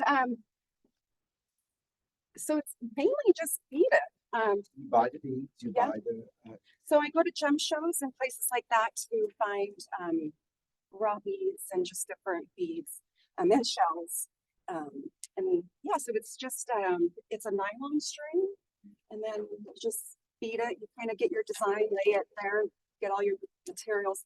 This is the hard part. This is why I don't do beaded pieces, because they just take up too much Do time. you drill the holes in the I beads? do drill holes, but not all the way through. So what I'll do is like, for instance, tourmaline, they're mainly wands. So that's how they're grown. And so I'll drill a little hole on the top and put a little bell in it to make it pendant. Yeah. And then I'm wearing, this is my, Is this knotted between the beads? oh no, it's just, yeah. But that's just one of a set that I just made that I haven't really made in a while, beaded. I just came around those shells that I wanted to use. So this is my other edition, flame painted. So I take a torch, so the heat creates up to 14 colors of oxidation. So you get a whole spectrum of different colors and designs. You can never get the same, well, each piece comes out amazingly different and unique. And so if I could get the same colors, so this is a pair of earrings. If I could get the same colors, then I have a match. So I guess the same question. So how do you make that? You get. So one- this is a shoe, yep, so copper shoe. I trace my shapes, cut using shears, and then deburr the edges with a file. And then did my texturing with a special plier, round pliers. Okay. Yeah, and then drill the hole. We're at 5 minutes. So you bought the necklace? Yeah. Okay, and you made piece and put the. Yeah, so that's a blank copper piece that I just took flame to it. Yes. That's very pretty. And that's not when my customer was kind of in a rush to get everything to pick and choose. And I actually do guitar picks, which those sell more than my pendants. Really? Wow. Yeah. So Copper flame guitar painted picks. guitar picks, Oh, yeah. I did. Which I didn't. But I think I did some pictures in there. Yeah. Just here. Any questions? So mainly, also my cuffs, because they're my bestseller, is because I inform my clients that they're untreated. So you get the healing benefits of absorbing the copper, which is, there's many healing benefits, mainly cardiovascular disease. So it helps stabilize the blood flow. So if you have high or low blood pressure, it's going to help stabilize the blood flow. Don't make those statements. Don't put those statements in print because you can't prove that. Yes, and so I've done some researching, but I'm not a doctor. And so, yes, so if they ask, I'll kind of let them know what I believe and what I've learned. Yeah, Please don't put that in writing. Yeah. Making No. claims. How do you protect against like the patina or the verdigris? yep, so it's not harmful. It will tarnish just like sterling silver. It will kind of just get darkened. Touch up is the best thing Oh, really? to clean up. Wow. The acidity breaks down the oxidation really good. And it's quick and easy and convenient. How will you display this? Oh, so this is just a transportable one, but I have shadow boxes, like glass shadow boxes. I have crystals, clear crystals, Brazilian crystals that I kind of like lay. Yeah. Thank you. Okay. Is that any questions? Oh, did you guys want to see the year of the snake? Oh, cool. It's your turn. Each one comes out different because they're all hand. Yeah. I asked you about that piece, the Yeah. beaded necklace. In my mind, I'm not convinced that 75% of that you made. Because the majority of that are components that you bought and strung together. Can you convince me otherwise? So these shells are very rare. And that's the thing. I just kind of like, this is more of a filler piece within all of this. You know what I'm saying? Because it's big. So from a distance, that's why I kind of like to have one or two bigger pieces and within my display. I can see the artisan work in these other Yeah, pieces. absolutely. That one I'm struggling Yeah, with, and this I don't is- know what the board. This, thinks. So. I just you- threw it in here.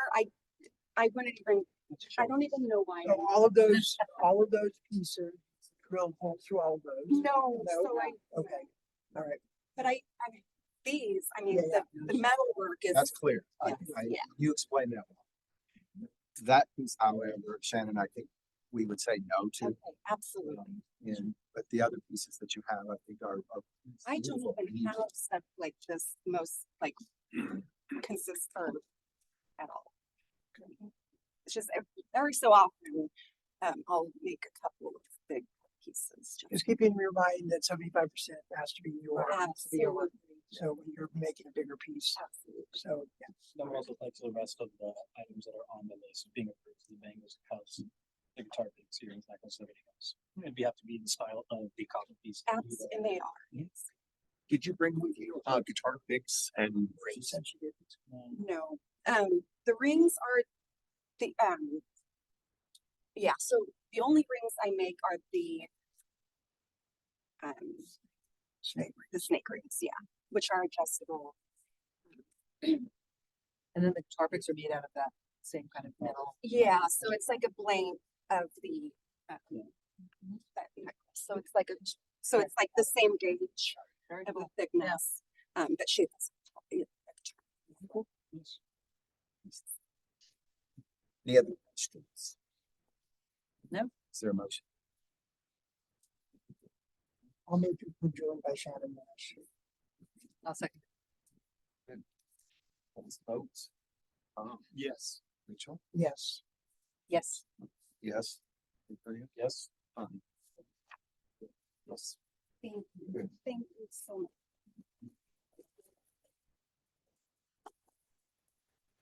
Did everything? Thank you. Good luck. Eugene Coates. Hi. Rick Yeah. Hi. Welcome. I'm new to Palm Springs. I moved here a month ago. My name is Eugene Walter Coates. I come from Philadelphia, Pennsylvania. I am a performer. I started my career off as a dancer, transitioned to a singer. I go by the name on stage as Mama Soap. And you probably wonder why I call myself Mama Soap. Mama is homage to my mother and my grandmother. Both their names were Marjorie. Oh. Yes. And Silver Yeah. is homage to my silver because I believe that age is just a number and dreams don't have an expiration. Now, I started off, like I said, as a dancer in Philadelphia. I transitioned to be a singer. I was in Japan for like 4 or 5 years, working at Universal Studios as a singer-dancer. And then I went on to perform for the last 10 years on Royal Caribbean ships and Norwegian cruise line ships as a production cast principal singer and a headline, a guest entertainer. I have a show called Rainbows and Rhythms in Retro. And it's about growing up in the 80s. My pubescent years were spent in the 80s. And so I do a lot of 80s songs like Elton John. I have a really cool acoustic version of Whitney Houston, which brings me to a point where when I was living in Japan, I had the opportunity to be on stage with the late great Miss Whitney Houston.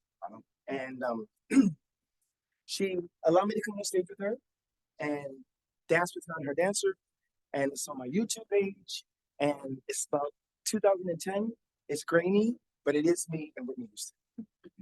Like I said, yes, I've been here for a month and I hit the ground running. I auditioned for the Revolution Stage Company. I will be playing Collins in the musical Rent. I will also take part in their cabaret Riot. I will also be a part of the Winter League, the baseball Winter League. I will sing the national anthem for United States and Canada on opening day, January 22nd. So I would love to be a part of the Village Fest, just to share my story of growing up in a mixed race household. My mom was Polish German, my dad was South Dominican and African, and grew up in the 80s, the best years of the 80s. I have songs from 70s, 80s, some really cool acoustic versions of Whitney Houston, Madonna, George Michael, and just want to spread the love and joy. It's for all ages. It's I've been doing this since I was 16. So this is my bread and butter, my life, and I keep going because age is just a number and dreams don't have an expiration date. Ready to hear you. Yes. Now, Miss Rose? Yes. Hi. I asked her today, should I bring my speaker? So, because this is the song that I opened my show, and it's because I'm so excited to be here. Here we go. It's from the Pointers. I saw them about 2 weeks ago in Morongo, and I'm also the entertainment host for Morongo. So if you come, you might see me over there handing out some gifts to the winners to win, like Ms. Rose.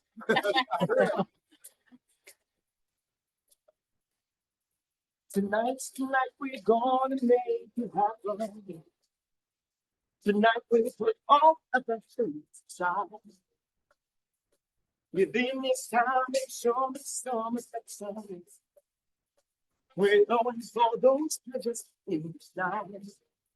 And I want to love you please you, wrap myself around you. I want to squeeze you, please you. I just can't get enough. And if you move real slow, let it go. I'm so excited, and I just can't hide it. And I'm about to do the road, and I think I like it, yeah. And I'm so excited, just can't hide it, no. And I want you, yeah. Thank you very much. Good. Any questions? They're gonna love you. Thank you very much. I hope so. Will you bring a track and sing to a track? Is that? Yes, I have these tracks, and I also have my musician partner. His name is Hampus Backstrom. He's from Finland. I used to work in Finland, and we've made about 13 acoustic tracks of all 80 songs that are completely redone. Yes, and I have a yes. I'm sorry. My colleagues will all know that I throw this out with the entertainers. Abby Carter, who won American Idol. Yes, I know. I do know this. As a performer at Village I do Festival. know this. Yes, so Yes. What t-shirt that says that? I'm quite proud of our entertainers. Oh, and I would love to be a part of all that. And then maybe in 6 months you'll be proud of me too. Questions? No. Right? Is there a motion? Well, I might just say one thing, it's not really Village Fest, but I would suggest we got Palm Springs Pride, we have a community. Already space. did. Okay, good, I hit the ground running and Good. emails everybody. glad to hear it. And I just got back from Ron, Musical Theater University. Okay. They might want me to come in and like teach a master class or something. Excellent. Yes. Good. I love your enthusiasm. I'd like to make a motion. Thank you, sir. Appreciate it. And I'd like the second. Thank you. Thank you. And let us vote. Yes. Bonnie, Yes, Antonio. Yes. Yes. absolutely. Mitchell. Yes. Yes. Congratulations. Thank you very much. I look forward to seeing you.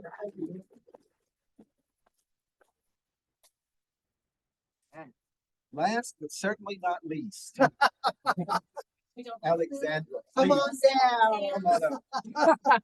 Karaoke, bring Journey. That's a small town girl, guys. Singing and belly dancing and I can do it all for Martha's Village and Kitchen. excellent. Excellent. So I made a flyer. These are what our booths normally look like. So with Martha's Village and Kitchen, we have our Palm Springs Navigation Center. We have our upcoming event, the Spooktacular. You guys might have heard of our Thanksgiving Day 5K.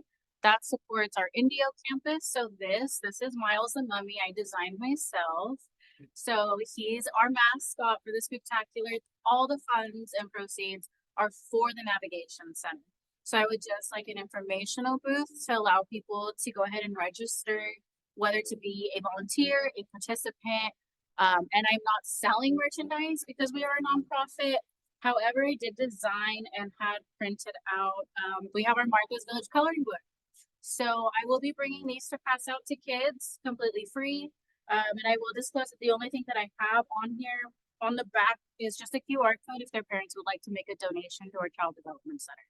So other than that, I can sing if you guys want. There's that.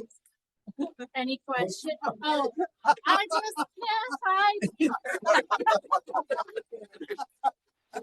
Any questions? for So is Alexandra? your idea that this is for a one-time thing to support the race, or it would be? So we're actually starting to do this annually. This is a new race that I will be doing every single year.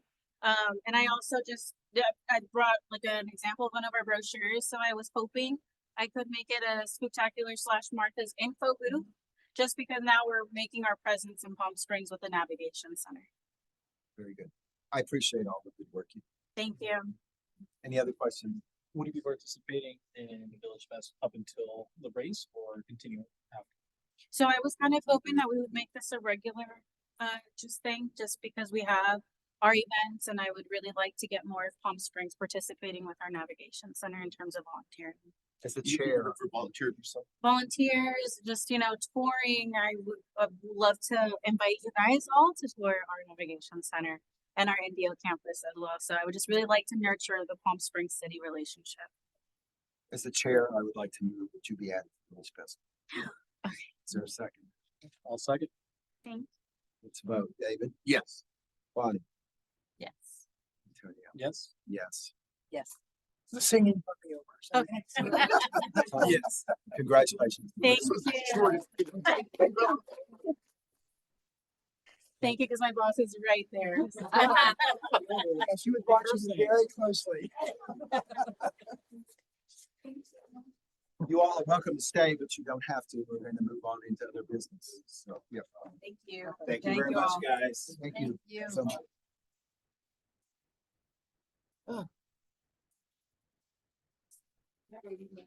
Thanks so much. Thanks for all you do.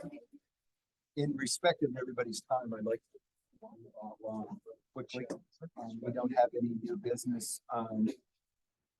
Joy's not here for Main Street comments. Are there any subcommittee reports? What I would really like to hear from, especially tonight, is Cheryl, with the handout everybody got, Faith sent out to everybody, questionnaire for attendees. This is going to be one of our big initiatives. Nick's going to tell us about it next.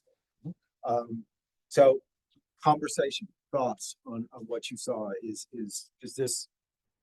Yeah, let me just, if I can, Please, thank you. so yeah, this is not intended, like, these are not written questions. This was like my, like, brain dump and attempt at organizing the kinds of topics that I think we want to cover. So the idea is that probably starting like November, we would want to field a survey among attendees. I think we would want to do it over multiple weeks, maybe November and even like February, like, so that we get some different seasonality, different kinds of visitors, that sort of thing. We want to work with the high school again. But I do want to talk to you about the marketing company as well, because I read through some of what you sent earlier, but it's long. Yeah, So I didn't read all of I it. know. But there was some mention in there, so I want to understand what their involvement should be and can be, because the more help, and especially the more professional help, the better. 'Cause this is going to be a little more challenging than the vendor survey, where, you know, we have 200 emails, we send it out, having to come up with all the responses. So the idea here was really to get you guys thinking as well about the kinds of topics. It's not really well formatted because it really wasn't designed for that yet, but the way I was just thinking about this is we want to know about the attendees. So that's like the first section on demographics, right? How old are these people? Who are they here with? Are they local? Are they tourists? How often do they come?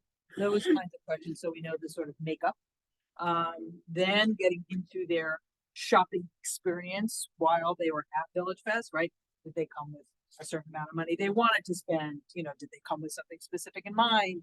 Or did they just, you know, end up buying things? What did they buy? And then, you know, did they buy from the farmer's market? Did they go to the food court? So that we really gauge what their, you know, what they did that day or that night at Village Fest. And then some overall impressions, right? You know, generally, do they like it? Is it crowded, too crowded, things like that? So that's kind of the bottom of this. You know, are the hours good for them? Was it easy for them to park? Could they find bathrooms? All the wayfinding kinds of things that we know, that's a word I didn't know until I started this thing. All the wayfinding kinds of questions about the logistics of the experience for them. You know, and then when it comes to shopping, the variety of products, if the price is good, you know, did they find unique items that they could find elsewhere? So those sorts of things. Do they plan to come again? And then about the entertainers, you know, did they watch them? Did they like them? So just the whole kind of general experience. And then questions about, you know, did they also shop at the local stores? Did they go to any of the local restaurants? So the things that, you know, I'm sure that Joy will have a lot of input on as well, that we might want to hear about from local vendors. And then marketing questions. How did they hear about Village Fest? You know, why did they come? Did it meet their expectations? There's probably, you know, many more, or not many, because you don't want to keep people for too long. And then other ideas, right? Do they want kids and family? We wouldn't quite ask any of these things this way. So don't think that these are written, you know, questions. You know, is there anything else they want to see? Is there anything they think we should change? All those sorts of things. So I can organize this a little bit better for folks to give you an opportunity to just like think through if there are any big missing buckets. And yeah, and then we would get all the feedback, but you know, it'll take some time over the course of this season, because I think it would be a mistake to go out for just, 2 weeks in November, and then you miss all the people that might have been here for film festival, or people who might be around for whatever's in February, and then the tennis tournament. Yeah, so I think we have to sort of smatter it, but we'll get results, continually. So it's not like that we have to wait until the end of the season to learn anything. But we'll accumulate it over time, and we'll see if there's differences in the people who are here in November versus March. Well, I know I shared back pretty detailed email back to you. Who got it? Did you get it? I got You got it. So, Okay. so I have responded to this. The only things I shared was, I thought some of them, well, not knowing these weren't your questions, but I thought some of the questions were too personal, like how much money did you bring to spend, or how much did you spend? I think you can ask for ranges. Also, questions like what hotel are you staying in? I think that's a very personal, stocky question, rather than did you stay in a hotel or an Airbnb? So we could break it down that way. I disagree with that because I think it's important to know which hotels are providing.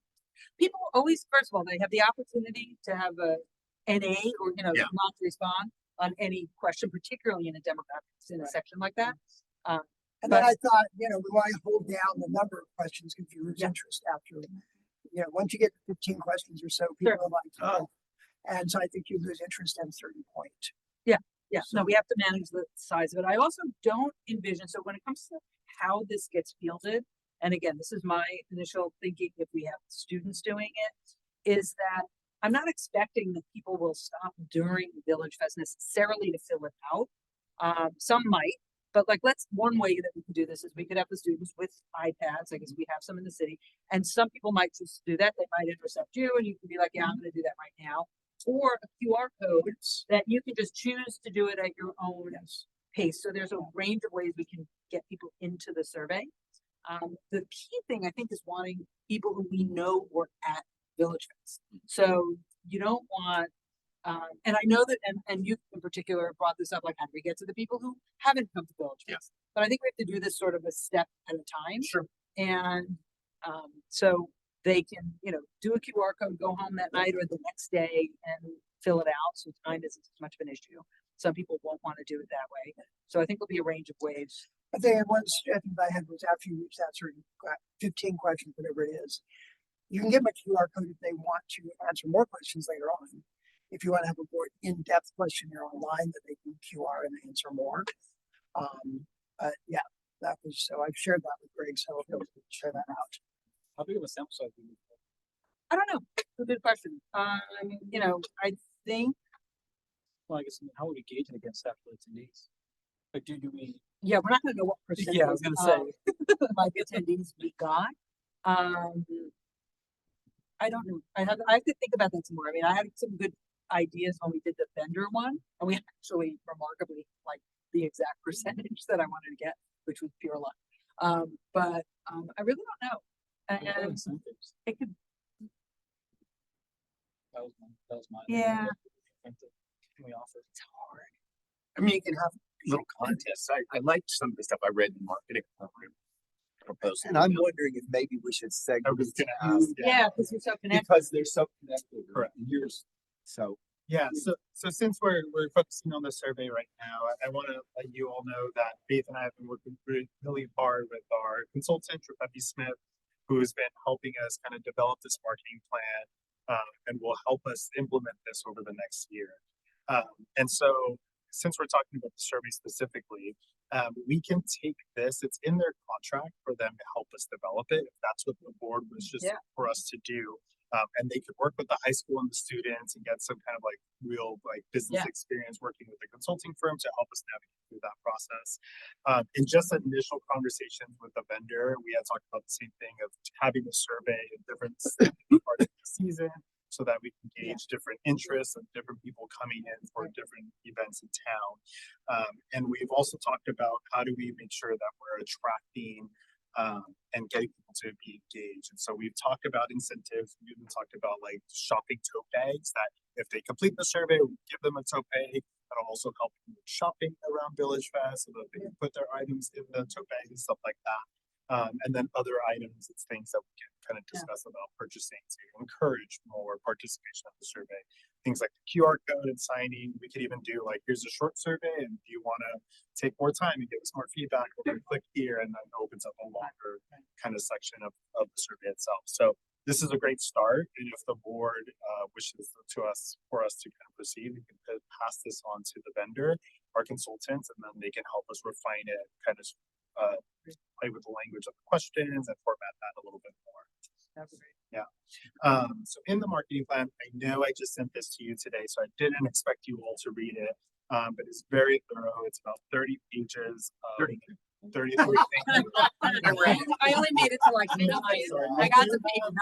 I only printed a couple extra because it is a large document, but you all have this in your emails as well. But this idea is now we have a draft marketing plan. There's a couple of edits that Faith taught earlier today that we're still going to make some corrections on, but it'll allow us to kind of implement and move this forward. So again, over the course of these past several months, we've been talking about how do we really market, brand, and promote Village Fest, right? A sense of place. And what we've heard a lot over the past few months is like people think of Village Fest.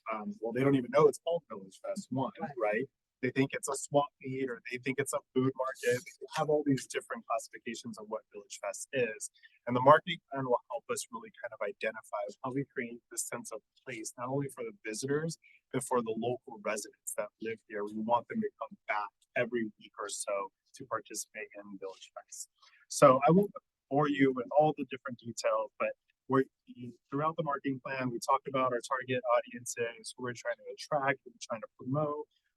Coming up with branded kind of wayfinding signage, branded kind of other things that we can put to make sure, like, it's like welcome to Village Fest, whether it's a neon sign, just an A-frame sign, and that everything has a consistent look and feel. And it's not just something that we're printing out and slapping, Village Fest on it. It's something cohesive that you're in the event area. When we talk about marketing, there's an appendix at the end of the plan that's several pages of a website audit. So they've also audited our website, which we haven't updated in 10 years or so. So one, we're not even ADA compliant, and some of the imagery and items that we have posted on our website, including colors, look and feel, some information is outdated. So there's a lot of cleanup that we have to do on that end. We also, just side note, we just realized we were paying for digital ads in some of the local hotels and kiosks throughout the valley. And that video is 19 years old. Yeah. So it's things I know, like it's that so old. that we are looking to really just grab a hold of everything. So we have one cohesive brand and theme coming throughout Village Fest. There's a big proponent in here talking about social media, and making sure that we're capturing, promoting everything that we do on social media, doing some paid digital advertising, which we have to work on, getting access to our social media accounts and making sure we have full control and things like that on all of our social channels. And then the vendor will also help us really fine tuning and helping us develop and create an e-newsletter. Newsletters that we can send out to our vendors so we can share information about like here are changes in health guidelines or whatever it may be. And then other things for people that just aren't coming on the regular, so we can let them know, like, here are some new vendors showing up, or here's the entertainment lineup this week, or whatever it may be. So a big component of that. There's also in here a big section on seasonal campaign overviews. And this is really to help target the residents who maybe don't come every week. And so we have a specialized catered event, which we already do monthly. We're kind of doing it more frequently. So like partnering with like Modernism or Coachella or whatever it may be to bring our residents back out of like, here's what's going on, something special, unique as part of Village Fest. So it doesn't become stale every week or so. So a lot of that is in here. We've done a lot of hard work, both Faith and I working with the vendor and helping to develop all this. We're still going to be fine tuning this a little bit more. And there's an implementation plan that clearly outlines the responsibilities of what is staff's responsible, what the board will be helping us with, and what is ultimately reliant upon the vendor to help us implement this plan. So we're really excited. We kind of see it as kind of a brand refresh of kind of re-inviting, re-welcoming people back out to Village Fest and how we're doing this moving forward. And we look forward to that. So I know you all didn't have full time to review it, but if you have comments between now and our next board meeting, if you wish to share that with Faith and myself, then we can help incorporate that into the design, into the plan, so that we have a full-fledged picture of how we're going to go ahead and move forward, because we want to move forward that quickly. I did read through it. I think it's very exciting, all the things that are in there. I'm especially excited about taking some ownership back over our social media. I think that's just something that should be because it needs to be consistent. We feel that's the whole purpose of this. It's not being across all the channels. So, happy to answer other questions as Faith is pulling up this other document I want to share with you. If I could just have a couple more minutes of your time. Yeah. Ooh, look at that. Wow, we get to see it on the screen. Perfect. Okay, so what we've also done is work with the vendor to develop design concepts. These are just drafts. This is not fully implementing what the design look and feel will be. And so in meeting with the vendor last week, they presented 3 different ideas of how we're going to kind of rebrand so there's a consistent look and feel and everything that we do related to it. So if you want to go to the next slide. Yeah, just scroll down. So here's one option, really taking a look at that kind of whimsical modernism, kind of that shag. So yeah. So taking a look at all of those different concepts of kind of utilizing all these different features that we can incorporate into design, look and feel. And that next page, these are different options and stickers and things that we can put on signage and other branded materials. And then when we actually go ahead and implement it, these are what kind of social media would look like, right? And so if we're promoting a new vendor or promoting, just your, Thursday night, like we can actually promote that with kind of this consistent look and feel. And so everything kind of has a brand. Sure, go ahead. So on this second option, still kind of that same thing, but a little bit more kind of streamlined with all of the different art backgrounds and everything. What we like here though are the actual landmarks in the background, because so much of what we think of Village Fest 2 is it's the vendors itself as part of the street fair, but it's also the surrounding landmarks that make a big difference and makes our fair unique and different from other local fairs. And then kind of the same concept, some of the different elements that we can pull out of that, and then what this can kind of translate on social media and the next slide down, and kind of what that looks like for promoting kind of different items as part of Village Fest. The last option is using real life imagery, still photography, where we can make kind of that emotional connection with people who are participating in Village Fest, and capturing those cherished moments as they're walking down the street and enjoying the street fair, and then pulling that into kind of quintessential Palm Springs clip art.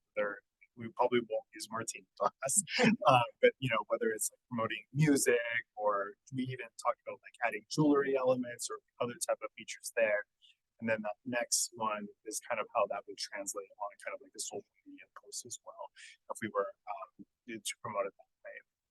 So the next slide down shows all 3 examples pulled together. And in our conversation with our vendor last week, we like little things from each different option that we're having them refine it a little bit more. So they will be presenting us with a final option in this next week or so that we're taking options from like the really bright, colorful things in option A with some of the landmarks in option B, and then utilizing some of those key still photography in option C. So that will help us create this one cohesive look, and we'll be able to utilize this on everything moving forward. So think of every Facebook, Instagram post, event signage, or letters that we even give out to our vendors, like everything will be branded, so that you're a part of Village Fest when you're walking into the event space. David, you have a question? Actually, one of the previous logos, and sometimes in here, it looks like it's two words, Village Fest. There's a space between it. There shouldn't be a space. I believe in the one that we already. That It we was up here utilized. on one of your presentations. The one on the front page, that's not a space actually, it's the style of the font. Because you're utilizing the capital F and how it kind of curves over. It, that's the space width of that letter, so. Yeah, thank you. But yeah, it's the kerning of it. I mean, we could try to tighten it a little bit more, but we already have that on everything. We weren't looking to change the logo per se as part of this brand, because we feel like that's already been established. I think we had a logo refresh 10 years ago. And so we weren't looking at touching that, but we want to make more of an element on kind of reintroducing that, because we also see that the old logo is being, that circular one is still being utilized in a lot of different areas. And so we want to phase that out, make sure we're only utilizing that one that's on the front cover of that. And then make an emphasis on the orange, the teals, and the lines, the lime greens. Yeah. So that's going to be the main kind of color palette for as well. Yeah, I love the first one and the colors. I'd like to see some of the landmarks in the first one. Right. Not too fond of what's on the bottom. Okay. Yeah, I agree. I think I'm not too fond of Looks sterile. I also think what you put people start to like look for themselves in it. I don't mean technically, but Yes. you know, their representation. representation. Yeah. So, and yeah, the way I feel at the top left is I like it, but it feels like shaft. So it feels like people would look at it and think it was. Yeah. Which. The second one looks No, I more don't think recent it's, and I modern. think that's a representation of Palm Springs of shag, so. Right. I'm not sure if that's a bad thing. No, A good combination. I like the. Nick I mentioned. agree. Yeah. Yeah, that's what we're looking. I mean, I kind of like the idea of utilizing real people, because people get excited by that when they're like, "Oh, there's Johnny! Like I just saw him." Blah blah blah. Whatever. So it literally would be people from Village. Yeah. Oh yeah. I wouldn't want to use stock photography. I'd want to use real So then I think shots. people Yeah. mention- Yeah. So we talked about that. We talked about waivers, and we're also going to be developing a code of conduct that we have out on Village Fest that'll have like language in there about like media disclaimers, so if your photo being taken during this event, and so on and so forth. But some of these other things we would have to get real waivers from that, which we already do have. Yeah, I just think with people, you'd have to really make an effort to represent everyone. Sure. Sure. All communities, Mhm. all races, all genders, and I think that just becomes a huge challenge. I mean, how do you Yeah. represent necessarily a gay man? I mean, it's because, or lesbian, or a transgender, or straight, or, you know, there's so many possibilities of how you're trying to represent Yeah. everyone. And I think that becomes real challenging. Yeah, I hear you. And I think that's why we were still looking for kind of a combination of it all. Because even like the bottom option, that may resonate more well on Instagram stories or Facebook stories, right? But a simple post, it may not, right? That could be something that's kind of more of that clip art feel on some of the other options. Good job. So we're excited about moving this forward, but still open to other comments. I have a couple of questions. I haven't read through all of this, but it seems like this is all we've been asking for, doesn't it? Yes. You know, that the board has wanted to see Right. happen. As you go through this, Nick, is this an à la carte list? Do we have to pay for these items, or is this all fully funded, or the outline of the things that they're proposing? Everything in the plan is fully funded with this vendor. Now, some of the other one-offs of the different events and things that we would have to add on, like I think there's a modernism, well, thing, we don't currently have that in our plan, but that's not something huge cost that we would be implementing. And a lot of these things, those options for like those programs and events are options for us to partner with other organizations. And so it give us the ability to bring Modernism Week and, you know, just be like, hey, like, be a partner with us, help us promote Village Fest as part of your event. You know, some of our partners already do that, but having kind of a more formal established relationship so that we're kind of cross promoting everything for some of those big items that are coming into town. Agree. I would like somebody touch on, I would like to see the downtown merchants, you know, a touch to them and bigger here. I think that's very important, you know. the more we can draw them in, the better off, and the better it is for the city. Yep. You know, the tax that they're generating is Yeah, and just to add on that, you know, our plan with this too is once this concept is fleshed out with this kind of rebrand, the vendor's gonna come out and do some filming. So they're gonna create kind of like highlight reels, promoting the events. And I'd love us to go to like organizations like One PS or Main Street or Right. PS Resorts or Coachella Valley wide organizations to promote Village Fest so that we can say like, we're here, we've been established for a long time, come back and like, come see what that really has to offer, because it's a fabulous event. I had a really great conversation with the consultants, and it was, I'm really quite impressed with them. And we talked about a lot of things, you know, things that are now, let's do now. Because anything we do is gonna be better than what we are now. in my opinion. So it's a baby step, but, longer term, we talked about things of helping our vendors grow their businesses and become brick and mortar stores. I shared with them a vision that I shared with many of you. I'd like to go to the city and ask for a storefront downtown and pose Village Fest vendors in there and rotate them through and Like an incubator. yeah. So I discussed it with them. I swore them to secrecy. I said, you cannot tell anybody. I know. And that's what I'm trying to say. But I would like to see that pop up, you know, have a food vendor in there or jewelry vendors and rotate them out, you know, because they said we want to be recognized and we want to be showcased. And Mitch, are you familiar with Dining with the Davids? Yep. There we go.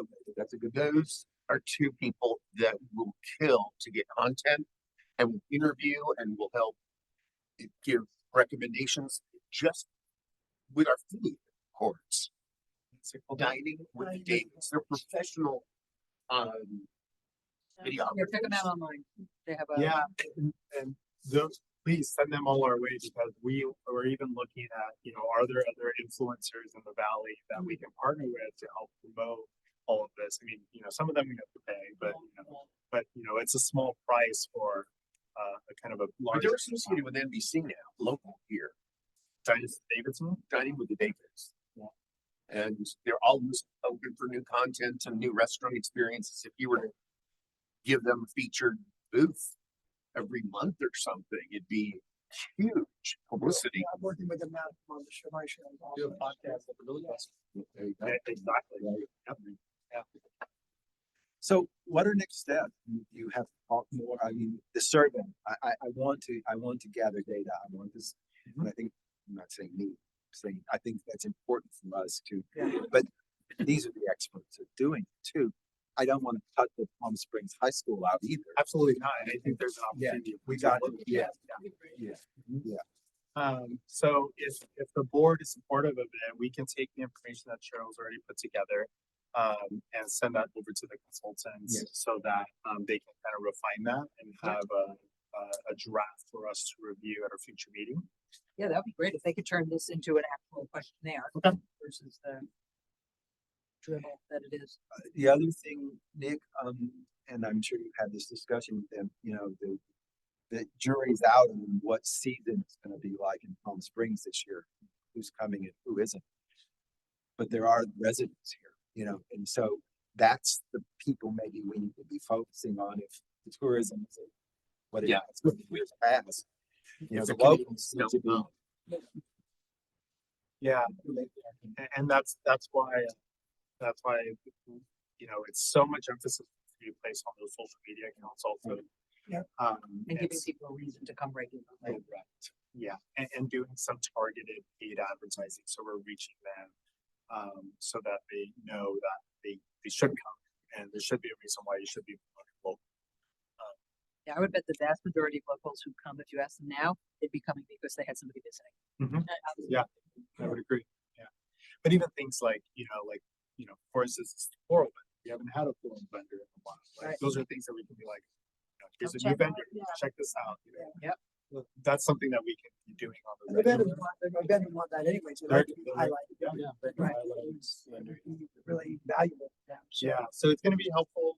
We'll have brand kits and things. Those are the things that we can also send to the vendors and say, hey, post this on social media, our vendor at Village Fest to help kind of us promote everything. So, to answer your question, next steps is we can go ahead, we'll take this information for the draft outline for the survey. We'll share that with the vendors so that can help us refine that and put that into an actual questionnaire. And then, we will finalize these design concepts. That should be ready by the next board meeting. And then, there were a couple of edits on this marketing plan. There were a few times where they just said festival. Did you catch those? It didn't say Village Fest, it just said festival or something. I thought it was kind of strange. The other thing I noticed, I love the whole, So you're saying don't use the word festival? it just said Village festival. I want to say I village. wanted to come and film the festival. I was like, there isn't a festival. It's not like it's a Village Fest event extraordinaire kind of thing. Oh, I kind of took that as like it's village festival, and that's just shortened. So it kind of is, Yeah. but I think maybe you wanted to use Village Fest. Yeah, I like the Like really drill the name up. yeah, which reminds me then, or looks in the logo or the image or brand that I'm seeing. I like in the heart of downtown Palm Springs. I think it should say Thursday nights, shouldn't it? And then on, Are you looking at a page? I'm sorry. yeah, on page 21, the logo. Even, I don't know, the more it's overbearing, the more complicated it gets, but in the heart of downtown Palm Springs, California, versus Palm Springs, Florida, on should not be capitalized, on Palm Canyon Drive Thursdays. Like Thursday evenings or something. It was just something I noticed. This is on the website on it. So, Oh. yeah, so it's the header of the website, and so Is that not those are saying this is their this is what they found with our current it needs to be information. correct. Yeah. This is a They're very recommending good this to be suggestion. something that's addressed.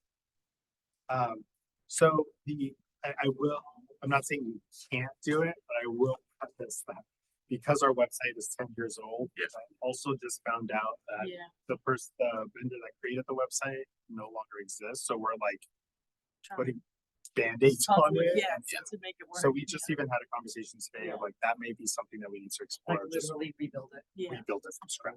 Probably a good idea. And especially with Current technology. correct, yeah, correct. We may need to do that anyways, Yeah, but maybe a little painful totally to understand. do, but then once it's Might done, be easier, it makes it It easier. might be easier. Right, exactly. And then it's also easier to update and do all of Oh, those yeah. things. Oh, yeah, far easier. I mean, I just scrapped my website for a whole new one because technology and Yeah. the language and it's all changed and it was just like, it's too much, so just scrap and start. Yes. The other thing that we just wanted to bring up, Faith reminded me, is on page 3 and 4, there's tagline concepts of some different options to use. And so I don't know if this is an official tagline, but like our current See you on tagline the is see you on the street. It's, I The former chairman really likes that one. I do think that, yeah. yeah, So here are some options like PS, meet me at Village Fest. I like PS, see you at Village Fest. Celebrate local every Thursday at Village Fest. The Deserts Night Out.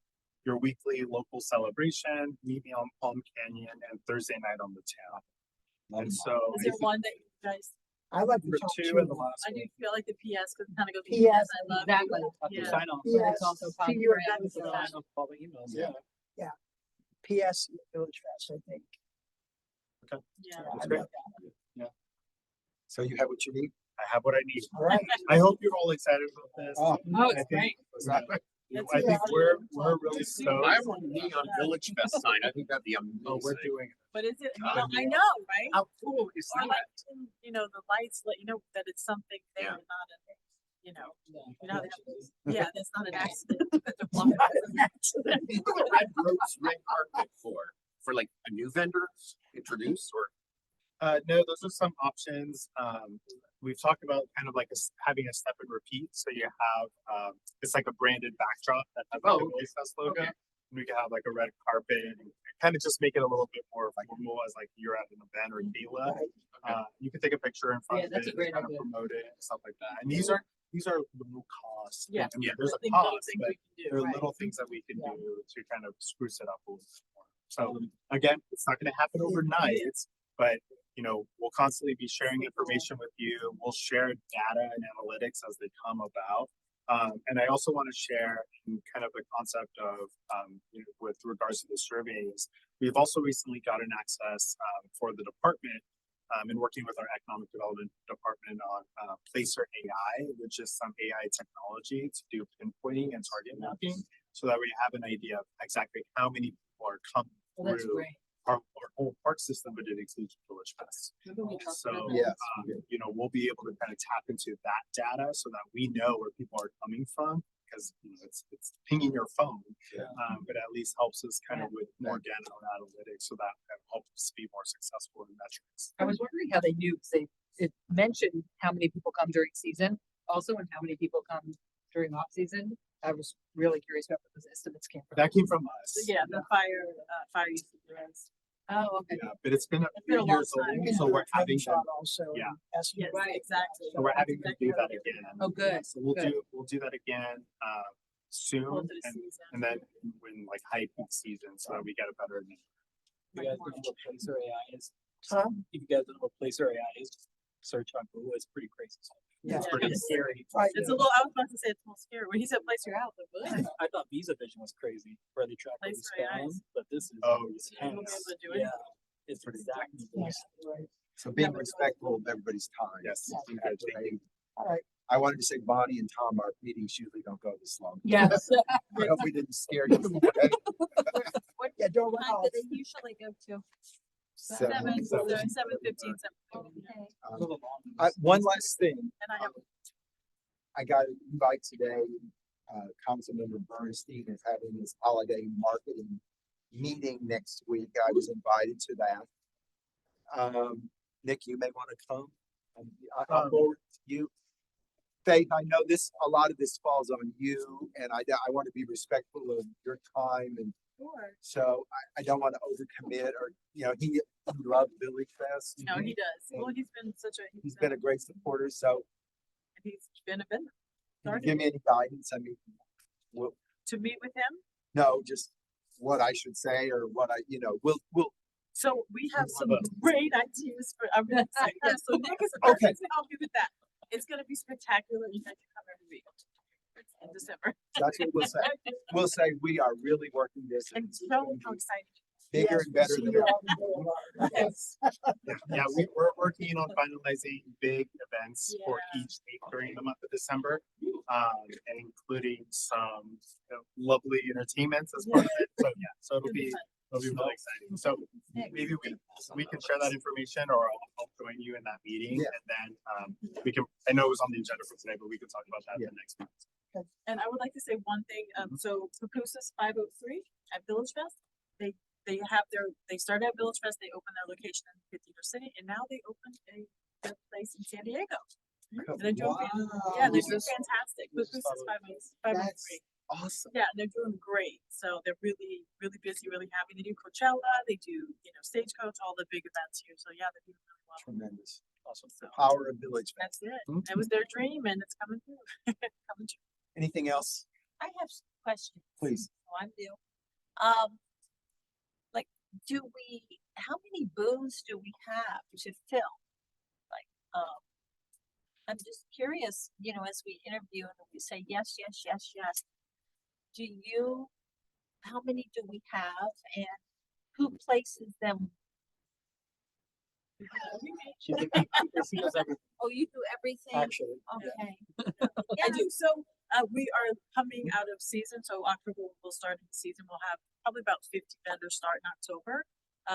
So we'll 50 edition. yes. So we'll close the street from Marinas to Bristow, bring vendors back down there, and then we'll evaluate how many. But I can tell you, it's been a very long time since we've been full. So. Yeah, I was just curious at what point Yeah, well, some vendors, it's really weird. They come through all this and I never hear from them again.